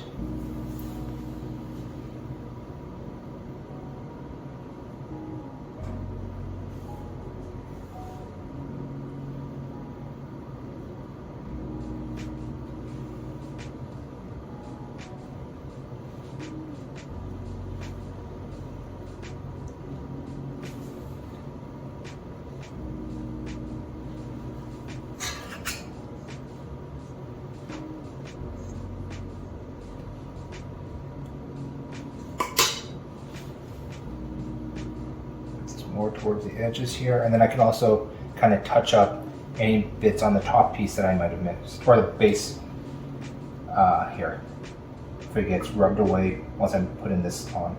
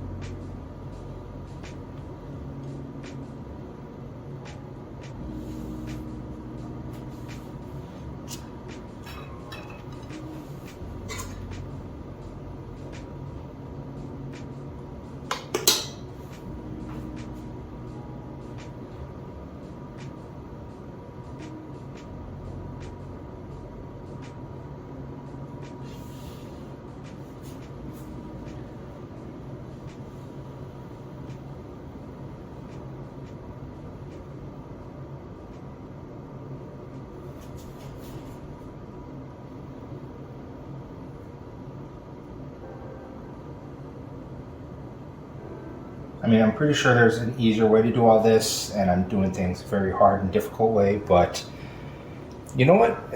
That's fine with me. Gives me a chance to learn different things, try different methods, and that's all. That's what life is all about, you know? Try new things.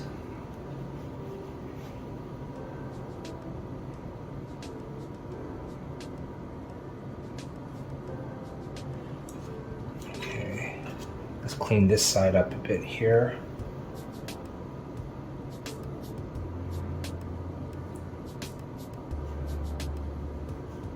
Kind of fill in all these gaps.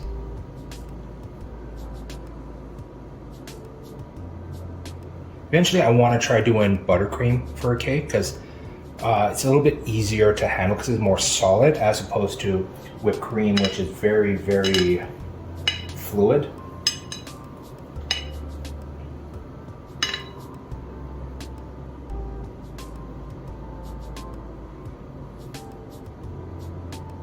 This is very soft, so it's easy to not screw things up, but make errors.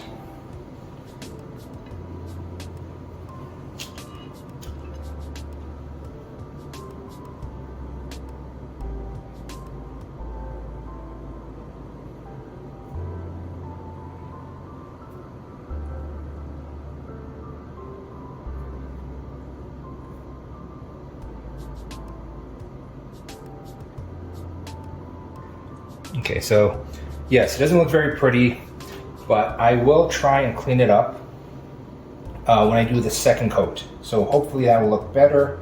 Right now, this is, again, just to catch all these stray bits so that I could put a proper coating of whipped frosting on it afterwards.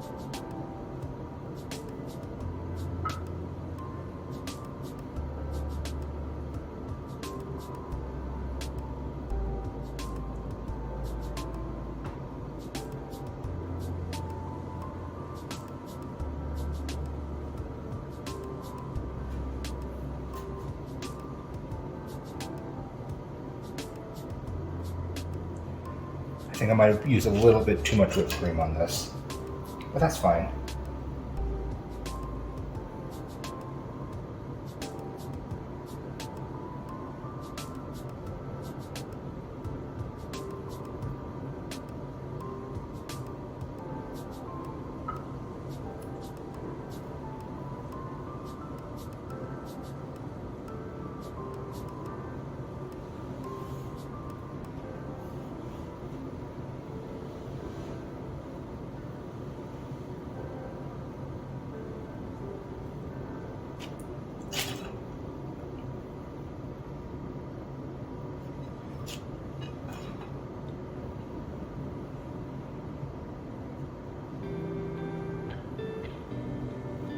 Okay, so that's my crumb coated layer of the cake, and then I'm going to let that sit in the fridge for a little while so then it can set a bit, and then I'm going to come back again because I have a lot more whipped cream left here, as you can see, and I'm going to use that to properly coat everything after the fact.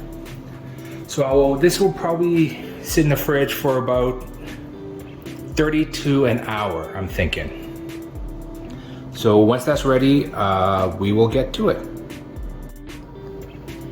All right guys, so this has had a chance to firm up in the fridge for about 1 to 2 hours now.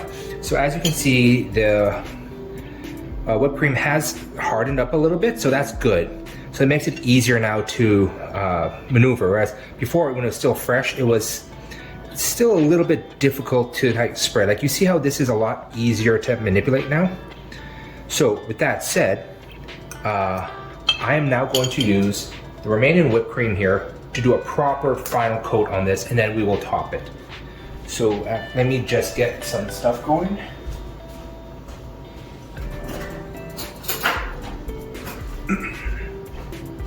So I'm going to use my spoon to just get more whipped cream on top of this cake, so it's a lot easier to spread. And I did manage to get my cake turntable going, so it's a lot easier now to maneuver.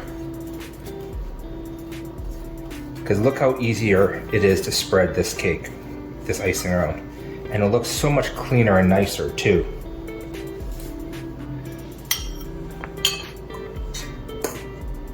So I'm going to get that around the edges here, around the sides.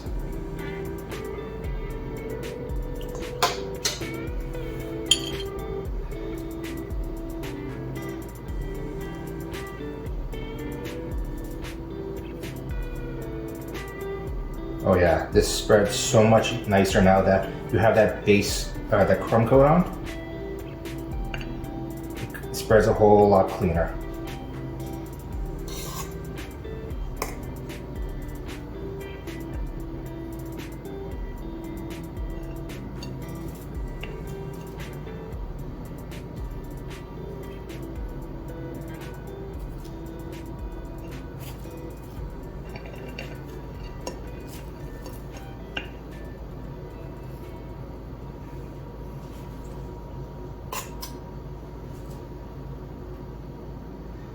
Now, one thing I probably wish I had was a bigger offset spatula, just because this is very thin. It's very small here. Whereas if I had a wider one, I feel like it would do a lot better for me. Now, one thing I did notice when I was learning how to do cakes is that they tend to go back and forth a lot like this, just so that it's a lot easier to get an even spread throughout.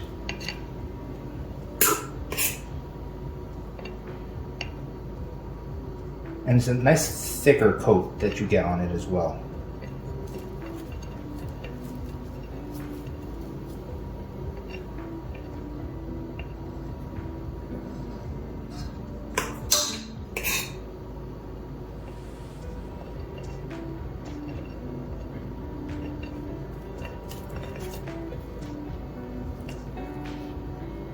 Yeah, right away this looks a whole lot better. I'm doing this with a light touch too, because you don't want to do a heavy touch when you're putting on the whipped cream, because then it's going to wipe away some of the lower layers.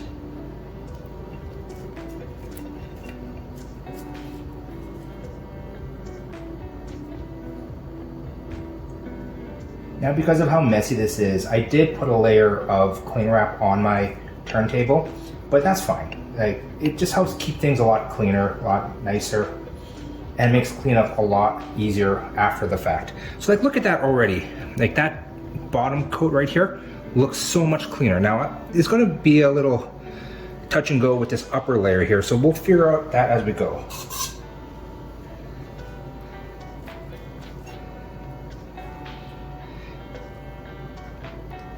Yeah, because you want to be careful, because you don't want to like take off those edges there. So how I'm going to do this, I'm not too sure. I think what I should have done is I should have done each layer separately and then put this top layer on after the fact. That was my mistake. But you know what? This is a chance to learn, a chance to figure out new techniques. Maybe there's a way to salvage it.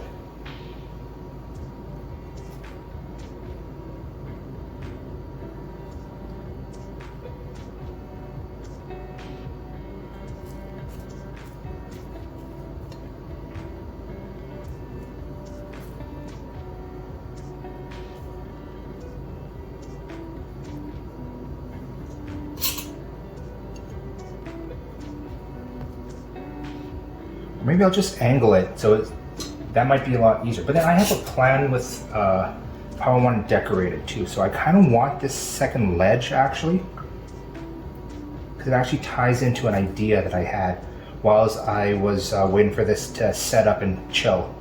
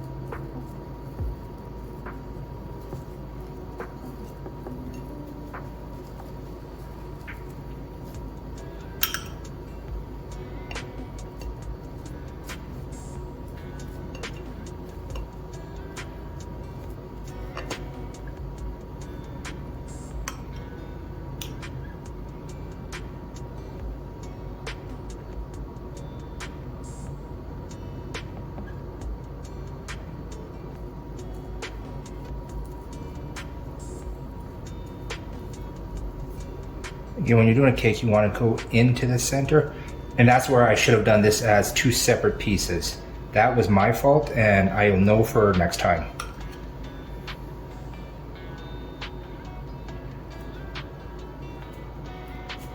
But it's actually coming along not too bad. I mean, definitely there is a lot more finesse that I could be doing, that I should do.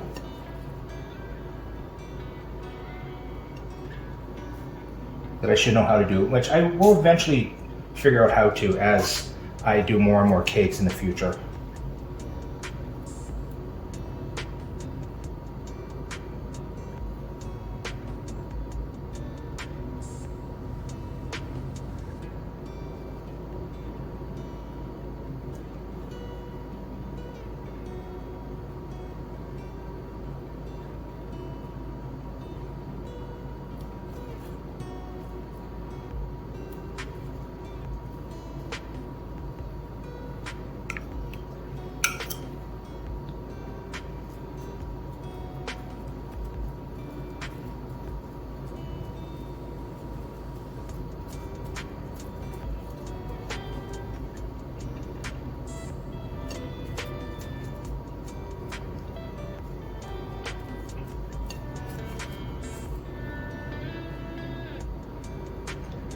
One thing I want to do, or that you should always do when you're working with this, is constantly clean your offset spatula. So you can't see it right here, but every time I get buildup, I actually have this little bowl here where I'm scraping off the excess.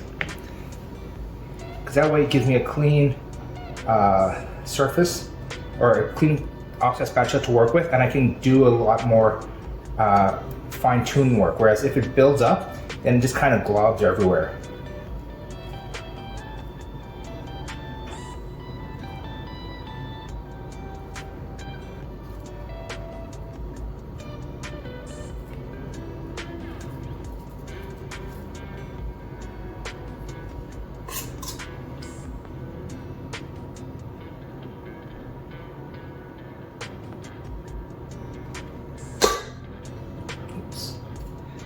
So this is kind of showing a little bit here. So I want to just find these areas where the whipped cream has kind of been taken away and just fill that carefully so that I don't take away from the aesthetic look of the cake that I was hoping for. But I also want to fix things up and clean it up a bit. Again, this is where you want a light touch.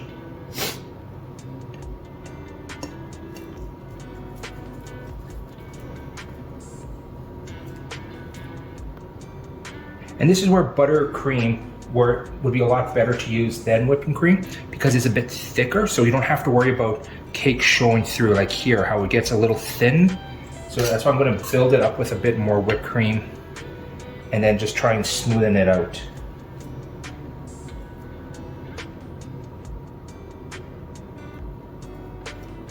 So it looks a bit more cohesive.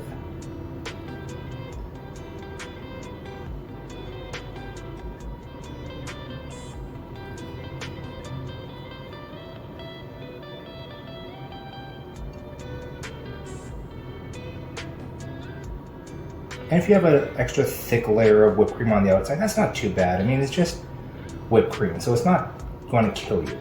It's not going to be high in sugar as, say, if I was doing a heavy frosting on the outside, like fondant or something like that.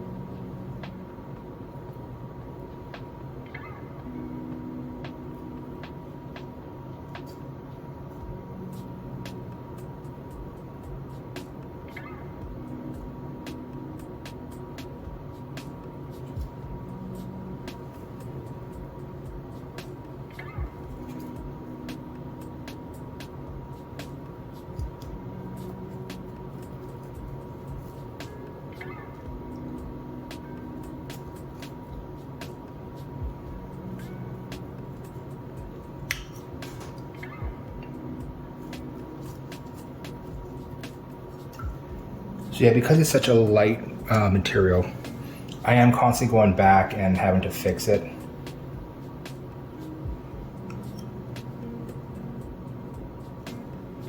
Which is not ideal, but you know what? If it gives me a nicer look, I'll do it as many times as needed. You know, because you want to have that nice presentation look. Something that, because you're doing this for someone special, right? So you want to make sure you put as much effort into it as possible.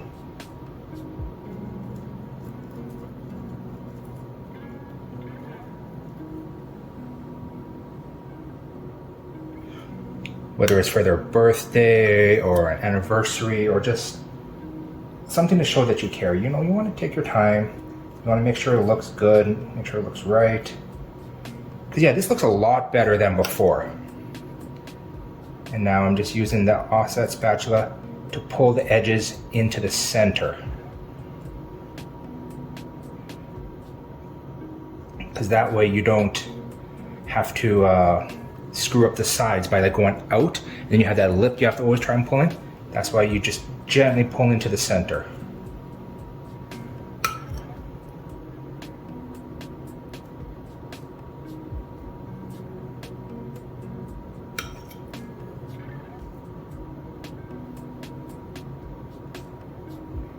smoothing it out as well as best as you can.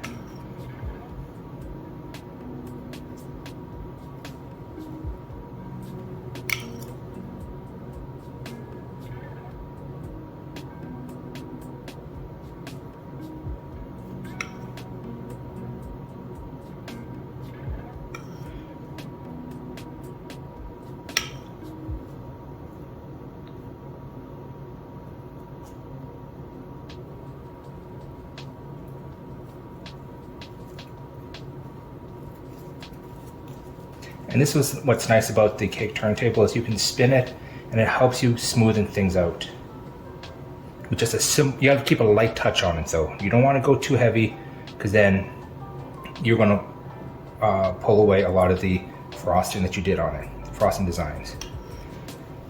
So it's not like a professional quality, but for a home cook, for an amateur home cook for the first time doing a two-tiered chiffon cake, this actually doesn't look too bad, you know. Yes, there are little things here and there that could be fixed up, but you know what? Overall, it's actually pretty decent, I think. What do you guys say?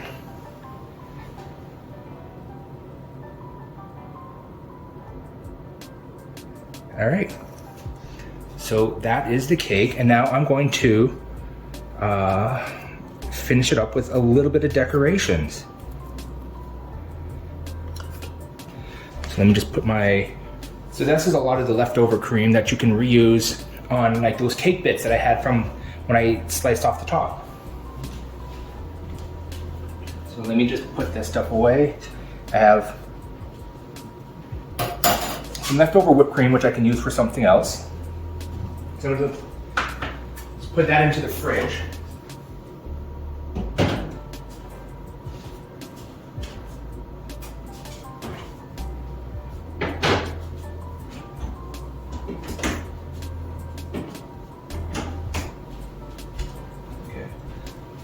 So I have my strawberries there. And what I did actually off camera was I was waiting for everything to finish was I actually took some of the more strawberries and I sliced it up. I don't know if you could see it properly here because of the view, but so I sliced up a bunch of additional strawberries into little slices. So what I'm going to do is use this to decorate the cake. So I'm going to place some of the bigger strawberries along the side here, and then some of the smaller ones along the top here. So it's like, it still has a nice aesthetic look to it. Now I want to be very careful with this because they are thin slices, or not super thin, but they're sliced strawberries. And I don't want to do damage to the whipped cream as I'm going. So I'm actually going to grab some chopsticks.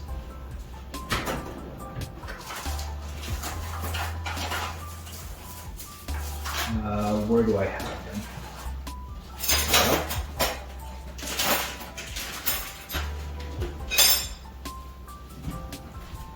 All right. Now, normally in a pastry shop or like a bakery, they would use little tweezers, but I don't have that. So I'm going to use chopsticks to try and place strawberries along the side here.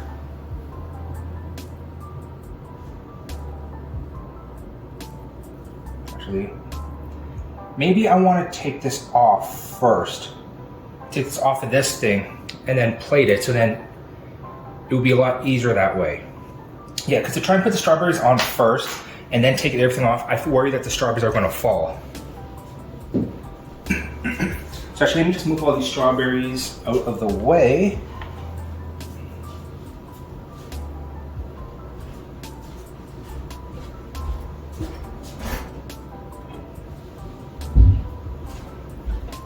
Got my plate here. I'm actually going to use my offset spatula, so I'm going to wipe that down as clean as possible. And then I have a second offset spatula that I'm going to also use to help lift the cake as well.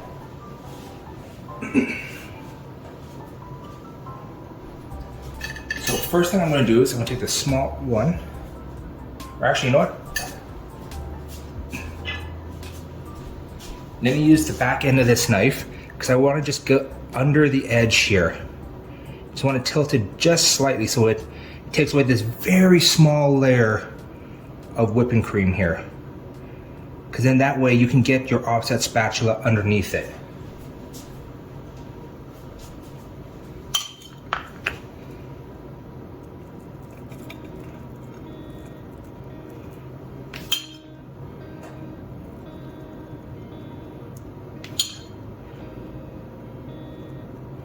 Without doing too much damage to the cake.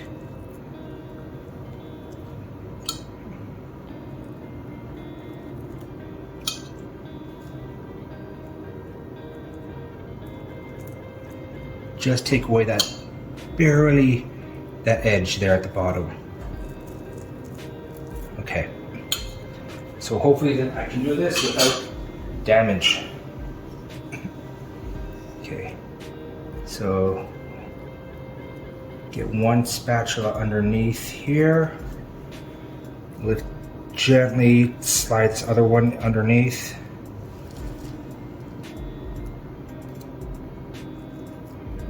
Okay.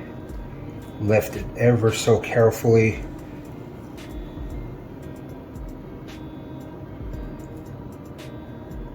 Okay. Careful, careful. Need a larger spatula, offset spatula.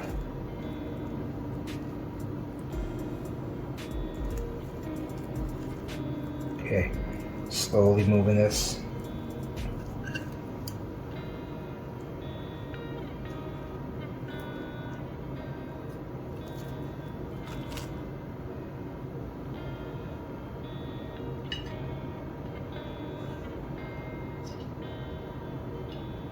Careful.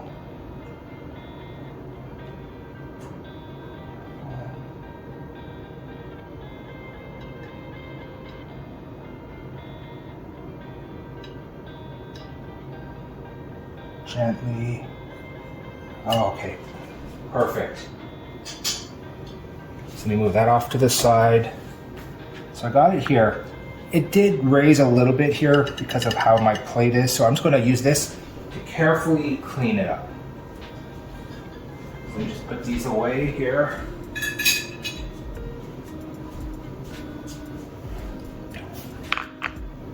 Just try and tidy it up just a little bit here. Very, very carefully. Now, I am going to be putting strawberries down here, so it's not too bad. But at the same time, you still want to have a nice presentation. Now, this would have been better if I had a cake, one of those little cake cardboard displays, but I don't, so that's why I'm using it as on a plate.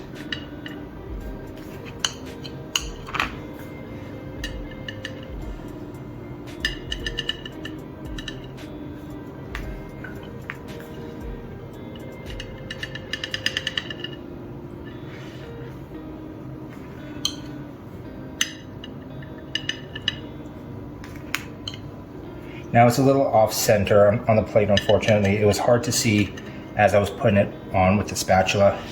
That's my bad. I was trying to fix it. I kind of want to try and fix it, but I'm worried that I might do more damage. So actually, let me just very carefully, right here,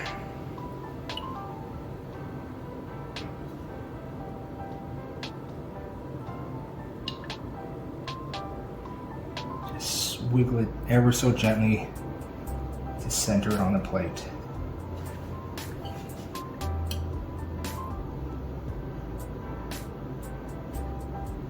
There we go. That looks a lot better center-wise. And then I can clean up here very, very carefully with the spatula.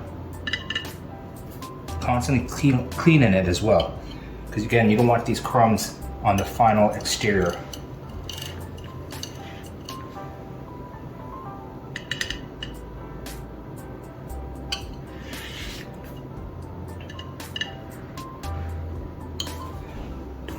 See this? Okay. And again, I'm covering this stuff with strawberries, so it should be fine.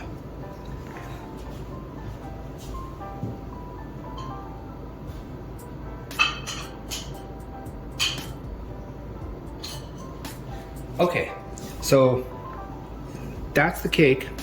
Sorry, let me center this. This is the cake. Actually looks pretty decent now, to be honest. Let me just get this out of the way since we don't need it anymore.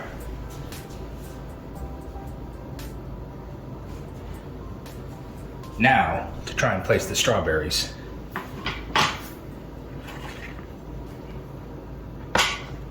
Okay, make sure this is centered properly. Yeah, because now this way it's a lot easier to put the strawberries on it because I don't have to worry about taking it off of the turntable and then having the strawberries spill everywhere. So now let's give this a try. I'm going to use some chopsticks to place it properly without hopefully doing too much damage.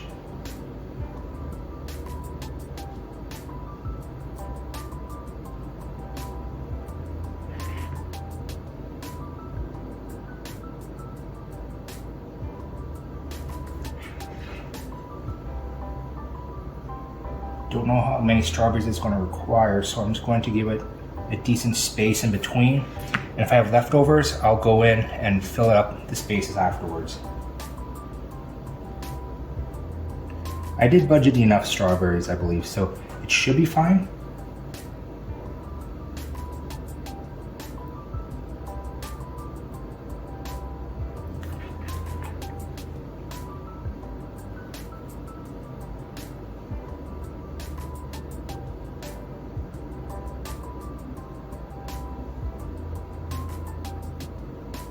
Trying to get the nice ones.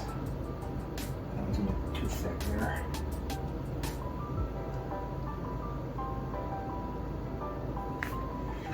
Be very careful.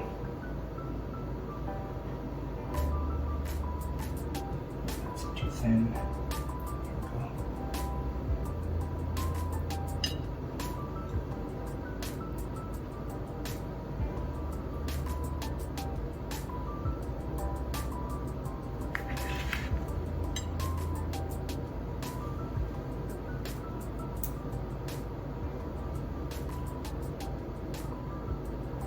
Okay, so we got that first layer down.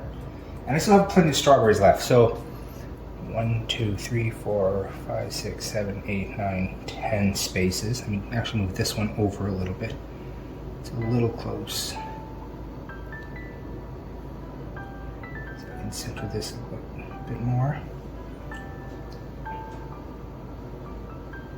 So now let me try doubling up some of these strawberries here like this. Actually, you know what? It's a little bit harder to get them in there because there is that gap. So what I'm going to do, I'm thinking, I'm going to put a dab of whipping cream in between each one, and I can stick a strawberry to that. So I'll do that afterwards because I have a little plan that I want to do for the top as well. So let me see now if I can get this centered like that here.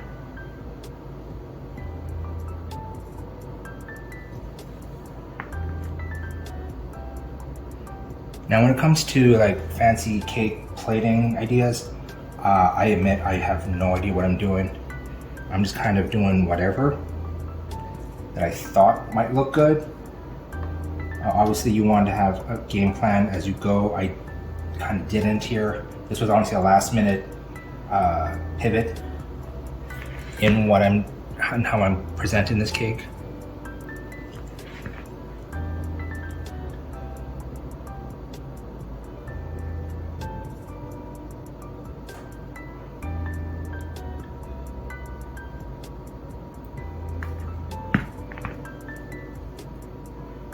Obviously, I wish the layers were a bit taller because then you have the strawberries poking up above it.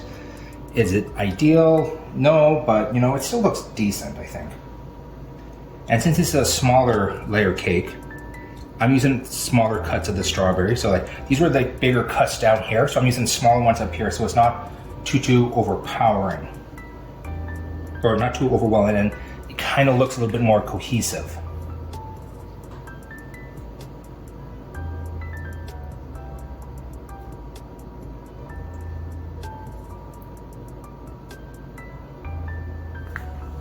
So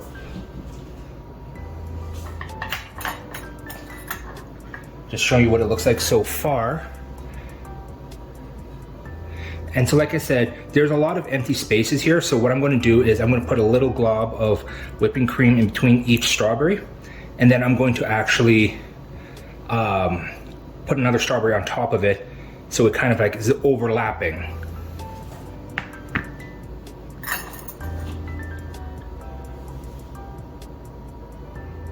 Now what I'm thinking I might do is actually put 1, 2, 3, 4 kind of swirls and then stick a strawberry up in each one. I kind of feel like that actually might be a lot. Like a little bit overkill. So what I'm going to do actually is, while this is that setting, I'm going to put this in the fridge so it kind of solidifies more of the whipping cream.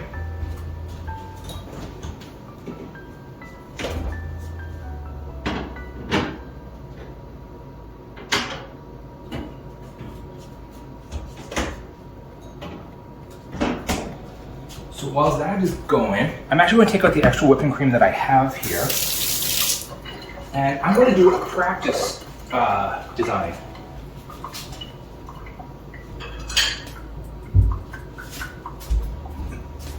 So I'm going to get a little plate that I can do the design in.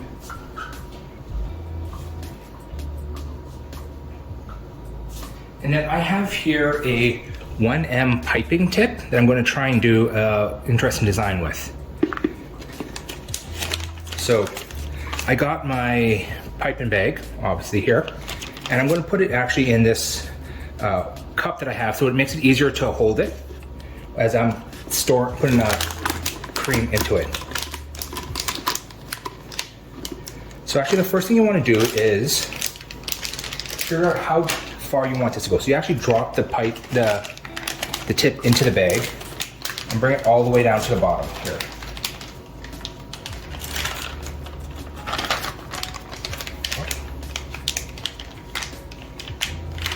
So it's like this, and then you want to cut off the edge here so that this tip actually extends past the bag. So get a pair of scissors.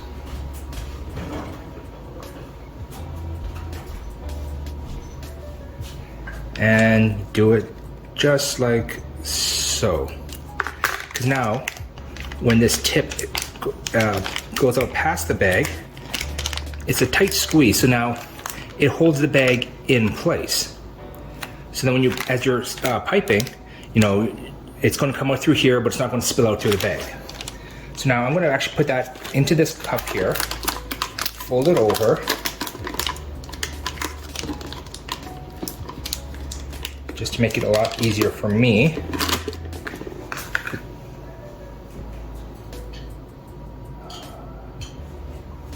I'm going to grab my offset spatula and grab some of this whipping cream and just dump it in here. Dump it into the bag.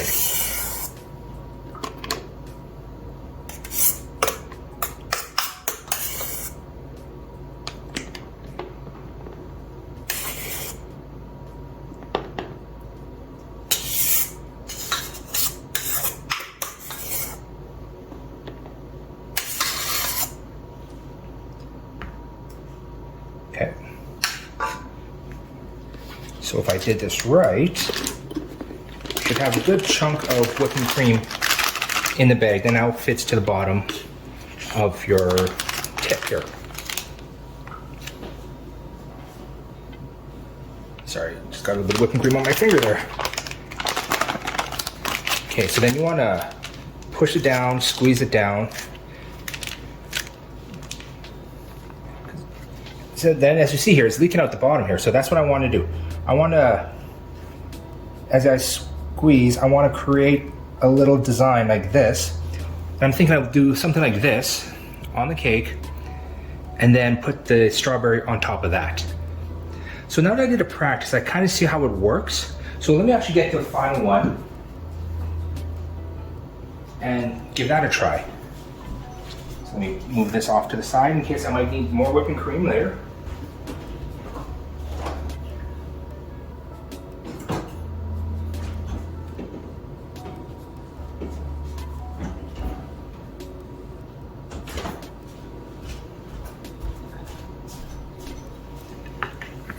So here's the cake. I'm gonna put this way so it's a little out of the way here. Press that. All right, so I'm thinking, you know what, just so I have a guideline, I'm thinking I'll put one here, one here, one here, one here, and one here. Just so it's like in the four corners there. So let's see if I can do this now. You want to squeeze as you go, just 1,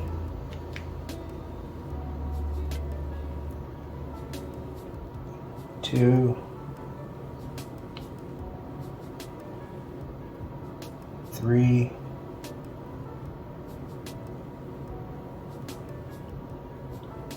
4. And of course, when you're squeezing, you want to lift up. You want to stop squeezing and then you lift up. So you get that nice little design. Actually, that looks pretty nice. If you look at it. Maybe I might do a little design here then. What do you think? A little swirl here, a little swirl. Or would that be too much? That actually might be too much because those are pretty big designs there. So I'm just going to actually do a little squirt here.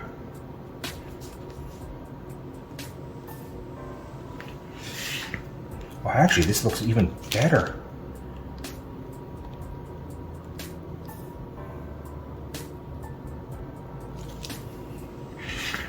Oh, this looks so much nicer. Not too much.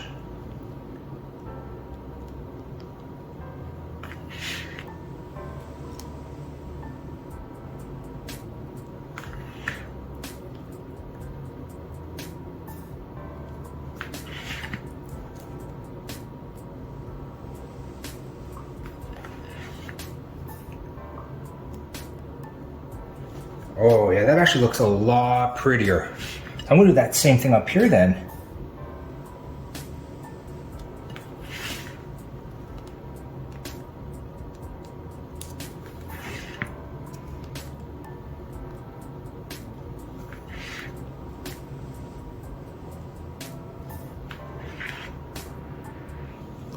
Let me just move this strawberry over just a touch.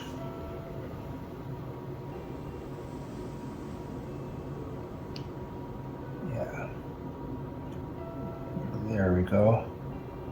And that's why these chopsticks are perfect for that. I mean, if I had tweezers, that would be ideal, but I don't have baking tweezers.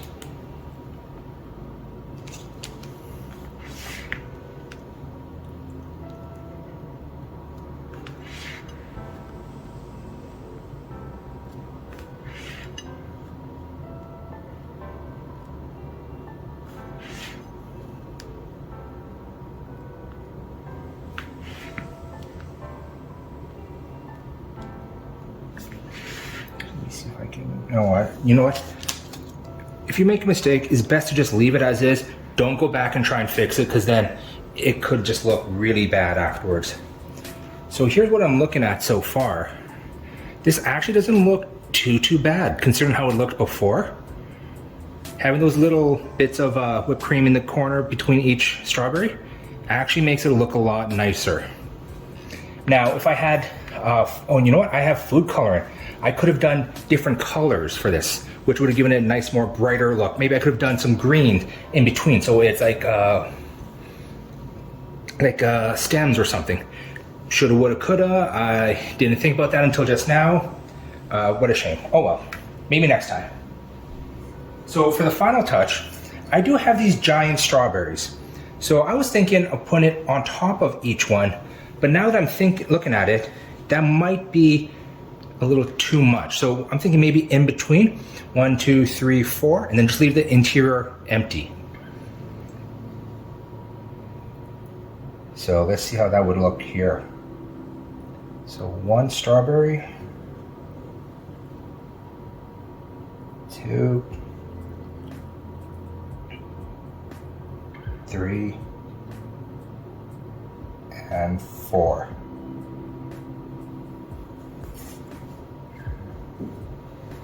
All right, so let me put these away. Clean up a little bit here. And there you have it. A strawberry chiffon, heavily on the strawberry chiffon, two-layered cake. Let me see here. And you know, if you're having a birthday or something, you can put the cake candle right in the middle there. Looks perfect. So let me lower this down actually, so you can maybe get a better view of the cake. Just give me 1 second here. Just lower these legs.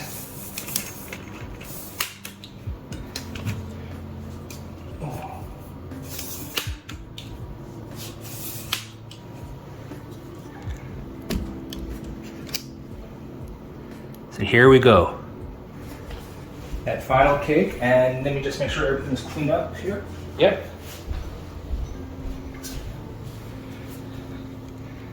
So here we are. Oh, strawberry chiffon cake. Actually, let me see if I have some candles somewhere. Let's do this as a birthday cake.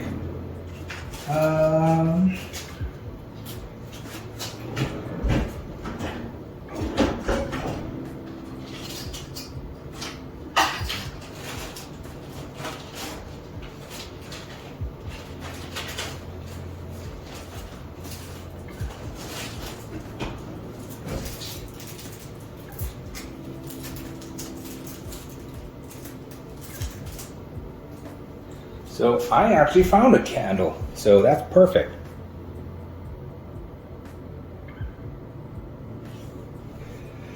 There we go, and might as well go with the pink one, just because it's strawberries, right?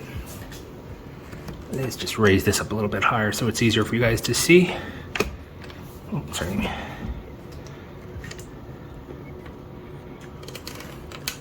But yes, here we are. The piece de resistance. This was a long day making this. It was a lot of prep work, mostly just waiting for things to cool down and set in the fridge. So that's why it took so long. Ideally, this cake actually takes maybe 40 to an hour to actually bake everything, but then you gotta let the decoration set and everything. But yeah, you know, I had a lot of fun doing this. Hopefully you guys enjoyed it as well, and I'm looking forward to making some more stuff with you guys in the future. So if you like it, maybe give me a follow on Discord or follow me on Twitch. Kind of see when I do another cooking stream next. Probably will be near the end of February. Like I said, I'm looking at maybe doing something with chicken thighs or potentially a filet mignon. Anyways, thank you guys very much for sticking with me throughout this entire stream, throughout this entire bake. I hope you guys have a great day, and I will catch you later.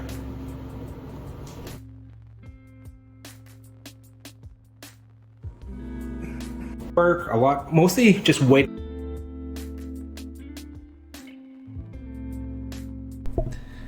Hey guys, sorry, I just figured I'd end off with a nice picture of the cake instead. So yeah, that was the strawberry chiffon cake that I decided to make this past weekend. I know this was a long video. It was almost 3 hours and a lot of just explaining my process and little tips and stuff that I came across as I was going through. I actually will see if I have a picture of the cake that's been cut. I know I have something somewhere.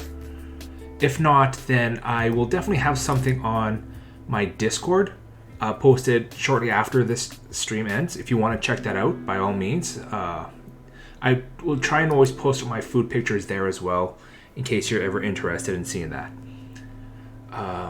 That said, what did you guys think of this cake? Did you learn anything? Did you have any questions? Did I answer any questions you may have had that you didn't get a chance to ask? Just let me know, you know. I do appreciate you guys staying and just listening to me talk on the video, as well as put in comments and little tips and stuff in the chat. It really means a lot to me, especially if you stayed here for the whole time. I know there's a lot going on. It's a little bit slow at times. I was having a little bit of audio issues at the very beginning, over talking the video. That's why I decided to switch to chatting in the text box instead of verbally saying these tips and stuff. But yeah, if there is no questions or anything, I think since we're coming up to the 3-hour mark, I will probably end stream. That's it. Next, I will probably stream again. I'm thinking maybe either tomorrow or the day after, and I'll probably go back to playing some more video games. I haven't decided which game I'm going to play yet. I might try doing something new, or I might play some more Escape Simulator, or figure out some more Guardians of the Galaxy. But yeah, I hope you guys come back. I hope you enjoyed today's stream, and I will definitely see you later. So what I'm thinking I'm going to do actually is raid one of my friends who's streaming right now. She is playing Dead by Daylight, so if you want to stick around and check her out, that would be perfect. Her name is Vanessa, so by all means check her out, give her a follow, just let her know that I sent you even. And with that, I will hopefully see you guys later. Take care.